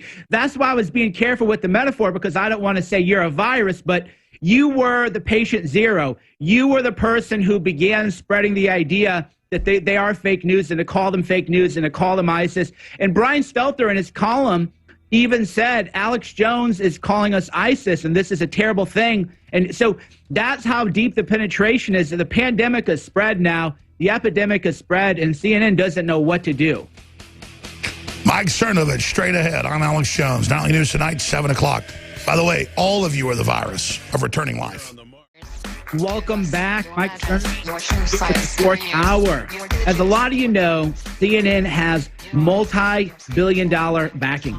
That is what cracks me up when all these news people cry about Alex or me or James O'Keefe or anybody. These are massive, mega, multinational, billion-dollar corporations, and then they act like we're the threat when they outnumber us and they outgun us. They outnumber us probably 100 to 1. We are the insurgency. We are the resistance. And you are part of the resistance when you go to InfoWarsStore.com and you buy the products. Now, the great thing about the Infowars products, and there is a July 4th special, there is free shipping. There's a July 4th special. The good products are back. You're going to be at the beach. You're going to be outside. It's going to be hot and sunny. You want to use the Emmerich's Essential Sunscreen. which is sold under another label at stores everywhere. That is why I love when they go, oh my God, they sell products at Infowars. Yeah, the same products that you can go buy at stores like Trader Joe's, at stores like Whole Foods, the same natural organic products that you need anyway for being on the beach. If you're outside mowing the lawn, I remember as a kid mowing the lawn, and then you would come in with the big bad farmer's tan on your neck and everything. That is not good for you, especially the men listening here. You need to wear sunscreen. That is a major, major skin cancer risk. And most of the sunscreen you buy from Target, Walmart, and other big supermarkets is actually toxic. But the Emirates Essentials is the all-natural stuff that you need this weekend. That's how you support the Infowars store. Again, it's a win-win. You need the products. You want the products. You want the free shipping. It's July 4th. This is how you fund the operation. Infowarsstore.com is to where you get it, because the resistance is big. CNN, for example, they got into a lot of trouble because they faked a story. They faked a story about an investigation into Anthony Scaramucci. They made a mistake because Scaramucci is a very well-connected, wealthy, successful real estate investor, done private equity deals, big private equity deals. He's a great entrepreneur, and they lied about him. 3 people were fired. But as this fantastic article that appeared at thefederalist.com shows, this was not just a random act of fake news violence. I think we're going to use that. This was an act of fake news violence. So so Brian Stelter goes, 3 people got fired. That shows you how good CNN is. But let's think about the other mistakes they made. I'm old enough to remember, because this only happened a week ago or 2 weeks ago. Before the Comey testimony, Anderson Cooper, Jake Tapper, and all these other people on CNN said Comey is going to testify that he told Trump he was under investigation. According to sources, they're going to tell Trump, hey, man, you were under investigation. Well, as we know from Comey's actual hearing, it was false. That was a lie. So Molly, I think Hemingway's her name, the Federalist article is so great that she did. So CNN, all they did was issued a minor retraction to kind of like confuse people. They don't issue the retraction or the correction with the same prominence as the story. So here's what happens. The story goes viral. Millions of people read it. Yeah, Molly Hemingway, she does such great work. And I say that even though politically, a lot of these people that I promote aren't necessarily the nicest about me. And you know what? I'm okay with that, because that's what the information war people got to get over, egos. A lot of times people on Twitter go, Cernovich, you know that these people you're linking to, they're promoting you when they're at the Trump. You're transcending their infighting. That's the real mark of leadership. Exactly. I don't care. That's what I told them. I go, I know what these people say about me behind my back, but I don't care. If you're doing good information and you're laying down fire against the enemy, you can gossip about me all you want. We don't have to be friends. We don't even have to be allies. You can actively try to criticize and attack me. I don't care, because this is the future of the world, the future of America, the future of our children. I don't have time. That's right. You got children. I've got children. It's total commitment. We're not playing petty games here. Exactly. You have daughters. I have a daughter. And I don't have time to who likes me? Do you like we're in 3rd grade. Do you like me? Check yes or no. I don't care. Hate me all you want. I don't care. If people are laying down heavy fire on the enemy, I'm going to promote those people, and I'm going to help those people rise up and succeed. We have to destroy CNN before I can fight with anybody else, right? I don't have time for the gossip and drama, so that's why. So that's an example of leadership, though. That's one thing I'm proud of that I've done is even people like Mark Dice did great work, kind of flipped out for some reason, said stuff about me that was bad. And I said, Mark, you go and keep attacking me. I'm going to promote you because you do such good work. And it totally transformed him. And, he's just as smart as I am or you are. And it doesn't matter. I said, for whatever reason you want to attack me, go ahead. And no, I was going to be a hair. I was playing with my hair. But whatever. The point is I just said, I don't care. Keep attacking me. In fact, I'm going to link to those videos, too. Because I'm expendable. It's the main war that matters. And if somebody's devastating the globalist and attacking me, then I almost want to get blown up with the globalist. Yeah, I hope these people, if they're attacking the globalists and attacking me, I can retire from this job any day. This is a high pressure, a lot of stress, a lot of people watching me, you know, people threatening my life, threatening to kill me, threatening for accidents to happen, my car to be hacked. So if these I don't want to die, but like getting killed is almost a vacation. When you're totally committed to life, it's great. You love it. You love your kids. But it's like so much work to be conscious and awake. It's like you don't want to die because you love the universe and experience and consciousness, but you know you're just part of consciousness anyways, so there's no threat. It's like so empowering. Yeah, well, this is like when I have these happy hours where I go meet people at the Trump Hotel. After a while, you're just punch drunk. Not even from alcohol. I only drink a glass or two of wine. But the world is hitting you hard, and even people who like me hit me hard. And you just have to accept servant leadership, which is a Christian model of leadership, which is that all glory ultimately is with God. And your job as a leader is you also have to serve the people that you're leading, and that's a mistake a lot of people make.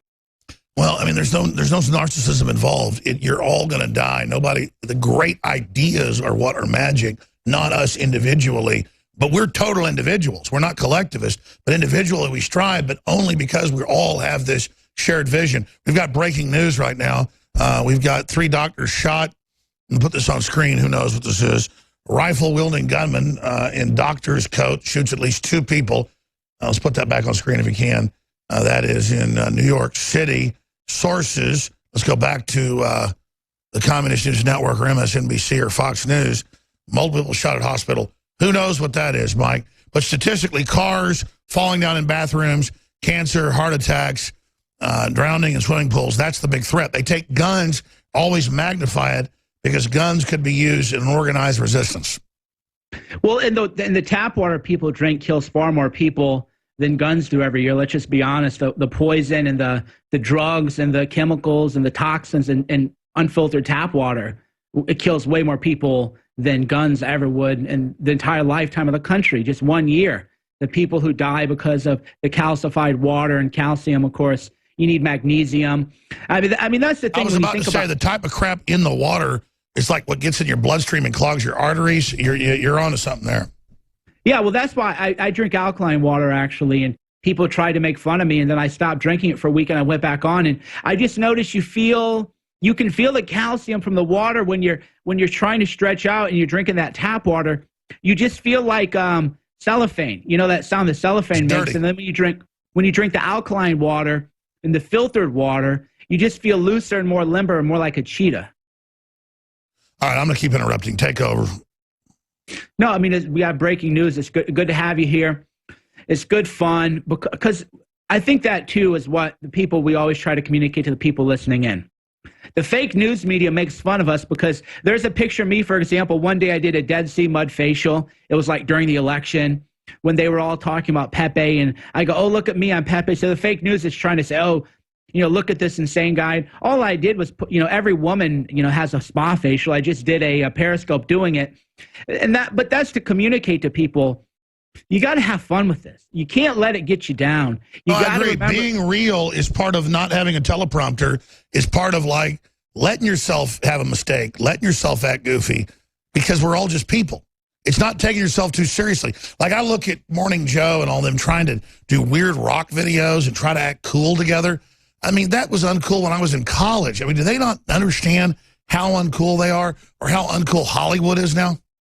Well, yeah, and then, of course, there's that picture of Mika with her legs in the air. She's laying on a piano or something. Yeah. That's the whole point is they all are nerds, and instead of being a nerd and being educated and being sophisticated and reading, maybe learning a little bit about the internet and how to use the internet, they're like, well, no, I don't want to be a nerd. I want to be cool. So I'm going to go, dress my wife up and, pull the skirt up to her panties and have her leg kick up because, hey, man, look at how cool we are. Same thing with those Megyn Kelly photos where, she looks drunk and has that look of her hair over her face as if she's, wasted. That isn't setting a good example for the children. That isn't what the media should do, but then they want to complain about Trump. Well, the thing is, they're trying to act cool like a psycho trying to learn how to smile. It's fake. People are sick of it. I mean, I want to ask you this then. I know you got to cover, but I thought Hollywood wasn't cool 20 years ago, but I still thought it was kind of cool to be in movies. Now I'm ashamed I was in major movies. Seriously. It's like now I can't go see movies. I'll watch old stuff, just more innocent and silly. I have like an allergy now to mainstream news. It's like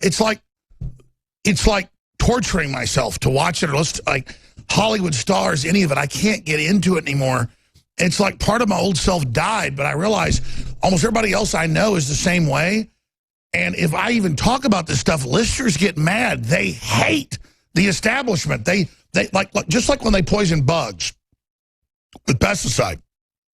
By the third generation, the bugs figure it out and are immune or resistant. And I think that's what this is if you think we're awake, Mike, imagine our kids and their kids. It's like we're going to rise to the challenge, man. I mean, like now, red carpets, Johnny Depp, I want to vomit. And I've been invited, I know you have too, I've been invited to I've already been there. And it was, and I thought, wow, I'm glad I had this experience. Before I thought this was pretty cool. Now I realize these are a bunch of uptight slaves. But now I'm picking up folks that have never been at parties with the top Hollywood stars or producers or James Cameron or, you know, any of these people. The general public instinctively knows it's disease, knows it's evil, knows it's anti-human, knows it's alien. So what is Hollywood going to do? And MSM, as they realize, they are the most uncool, pathetic garbage on the planet. Yeah, a lot of people, too, know about the pedophilia in Hollywood, and that's destroying the myth and the illusion of Hollywood. Which is, how can you be a director? How can you be in Hollywood and not stand up for the children? Why do you cover up for the pedophiles? Okay, next point. Boom, meant to ask you this to start. The number 2 guy to the Pope, number 3 in the Catholic Church, but his aide de camp, caught for 50 years. They're saying 45. Some of his victims are 50 years old that were 5 at the time. And we're talking assembly line, gang raping kids. Clearly he's guilty. We know it's a whole program. What the hell is that? Yeah, and again, you were talking about this 20 years ago. There was a documentary, or not a documentary, but a movie called Spotlight, where all these people at the Boston Globe did was report things you had talked about 30 years ago, but they called you a conspiracy theory when you talked about ritualistic abuse at the Catholic Church. But it's not that I'm even that smart. I was being given all this intel by people that had been in the government. People go, oh, he must work for the government. No, there are people in the government looking for somebody to tell the truth. So where do you see this going? The media has not given it the kind of attention that they usually would give it, which I actually find quite interesting. They're much more worried about Trump's tweet than they are about pedophiles and children being raped and everything. So I don't think they're going to cover this story as much because they know that we're looking at the media's pedophiles like Jacob Schwartz, who was on CNN. Speaking of CNN, Chris Cuomo had Jacob Schwartz on their show. Jacob Schwartz worked for Bill de Blasio, and he was caught with something like 1,500 images of children being raped, including well, let's say I had my state police sources in 2 states and the FBI say, Wiener's got this stuff on the laptop, it's going to come out. We say it comes out. The specifics, these are procurers from our intel. And so that's what's going on is, can you imagine being in a room and one of these guys waddles in with some 3-year-old kidnapped, chained up against the wall, begging for mommy? Yeah, and then that's why they want to purge alternative media, because how many people in media have known about these pedophiles, but they won't tell the story because then they won't get access? How many people in the media? Well, let's just look at de Blasio. I mean, I told my wife a year ago when he got elected, or I said, just look. I mean, you look at de Blasio. If I was going to do central casting of a guy that has a dungeon and kidnaps kids, I mean, it's de Blasio. I mean, he looks like a giant frickin' pedophile. Yeah, and the media By the way, so does Mark Zuckerberg. I'm just going to say, sorry. Well, he's kind of an android. So Zuckerberg's deal is actually, he's actually not human. Well, the media's going to say, oh, Cernovich claims he's not really human.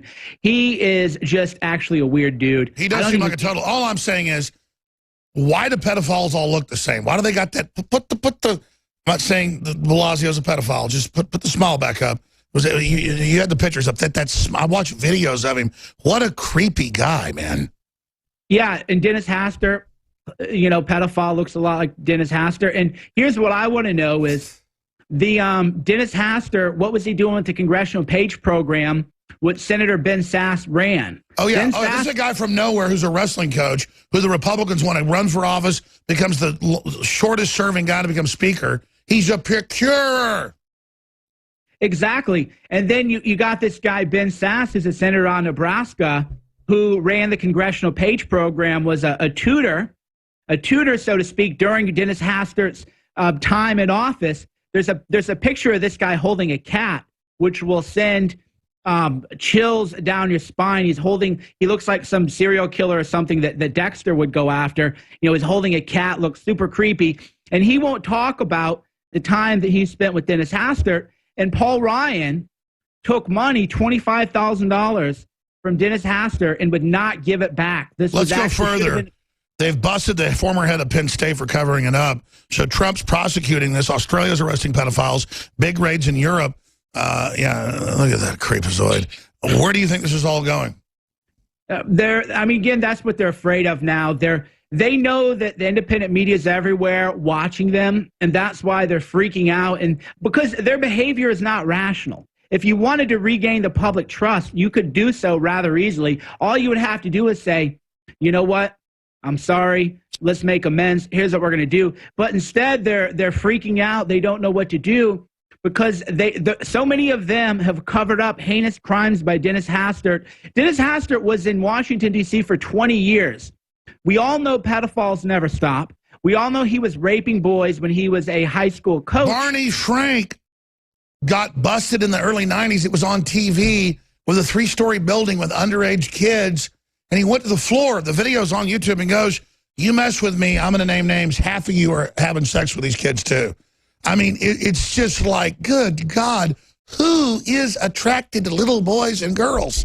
Well who wants to kill prosperity? Who wants to make you poor, even if it destroys them?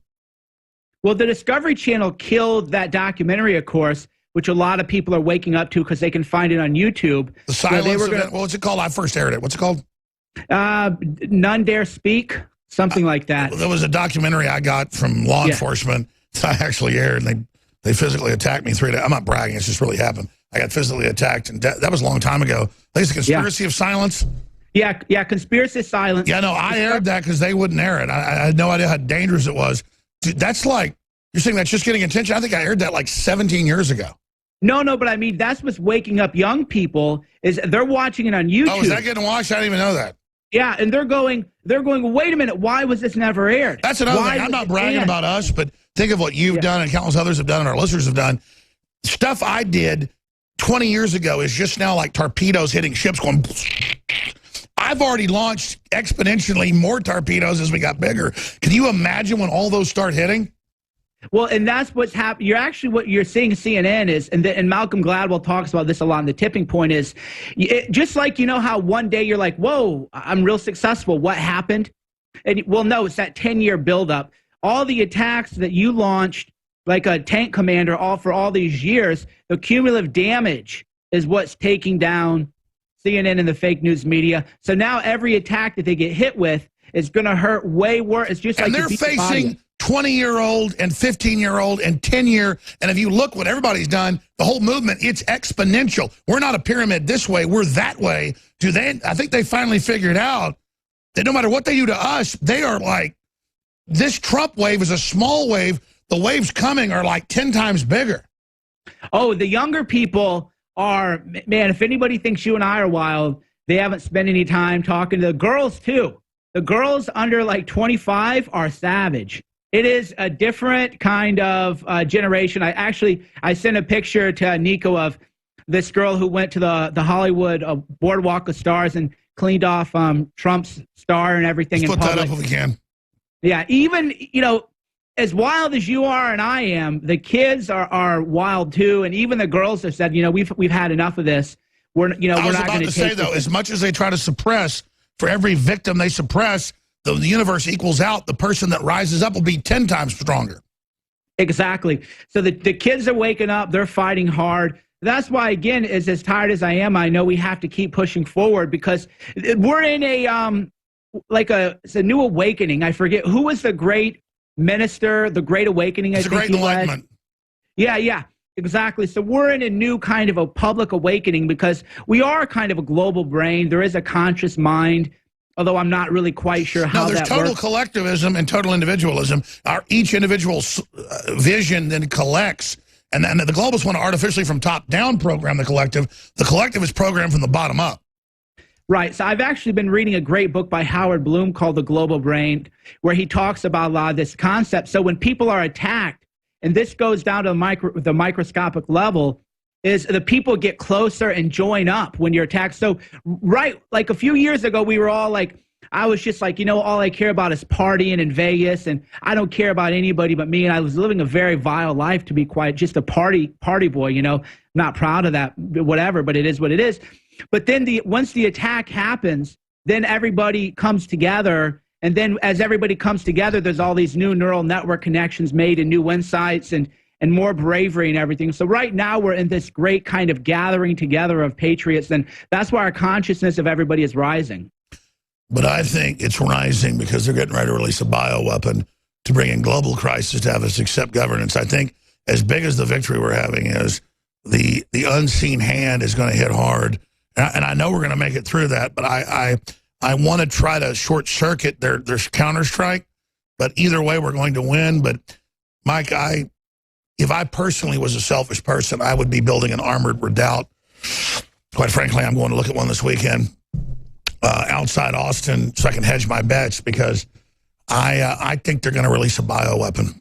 My gut and intellectually and studying them, I think they've got it in place. They'll probably blame it on a jihadist, maybe a right-winger. And I think they're going to release a bioweapon. And a lot of other guests think that as well. Well, I've been waiting for Deep State to release a dirty bomb on Trump, because that's how you would create a national martial law crisis and get rid of Trump at the same time. So that's always been what I've heard here, too, is that Deep State wants to... I hope, and it's not a threatening thing. I don't run around talking about violence all day. I just hope Michael Moore and all of them realize, man, you guys, you've been pushing your luck. Well, that's CNN and Jeffrey Goldberg, The Atlantic, and they're all saying, actually, that we're going to be attacked. That's what the media is saying. And I've told them, I don't want violence in America. But as I'll make a prediction that people who do attack journalism physically, the high-profile people, they will become heroes of the people. And so the media needs to freak out about it. They need to say, whoa, whoa, whoa. Because, again, I don't want violence. I disavow violence. That's right. If somebody blows up a bunch of CNN people, God forbid, and they demonize it, people are going to make them a hero. I don't want that to happen. You guys, though, keep sowing the wind. They don't understand that they are exponentially under the gun. It's not like you're in Venezuela or North Korea bullying a bunch of people. This culture does not have that history. I mean, quite frankly, because we're like loving, but we're psychotic killers. And they don't understand that once they open the gate, they think they're opening a door to destroy us. They're opening the door to their own destruction. Yeah, and because I have friends actually in media, and I've been telling them, I go, look, guys, I'm just going to be real with you, okay? Everybody wants to know why you're not talking about the left-wing Antifa violence against Trump supporters. People are starting to think that you've chosen sides and that you're going to encourage violence. I go, just like they had the guy who tried to assassinate Trump in Ohio, CNN had him on. I said, you guys need to freak out, but rather than lecture people, you need to take, because me and Alex, we challenged Megyn Kelly live on air to disavow political violence, to join our pledge for peace. None of them would do it. Why would they not join hands with us and say, you know what, we might not like this Cernovich, this Jones guy, but we stand with them. They want the conflict because they've never been in conflict physically. They believe it's something they can win. If they'd been in conflict, they would fear it and know that those who have been in it have now been challenged by it and are ready for it and are not afraid of it, quite frankly, afraid of what we'll do to you in that conflict. Mike, great job. Tell folks about your Twitter, your Facebook. Twitter.com/CERNOVICH. Twitter.com/Cernovich. But just again to repeat it, Alex Jones, don't take us out of context. We have a pledge for peace. We are nonviolent offensively, yes. By the way, Mike Cernovich, and we'll invite you back Sunday and Monday. Rebroadcast Tuesday. I want to thank the great crew. We have free shipping through this month. Please support the InfoWar. Myco ZX is back in stock. Thank you all for the support. You are the InfoWar. Great job, crew.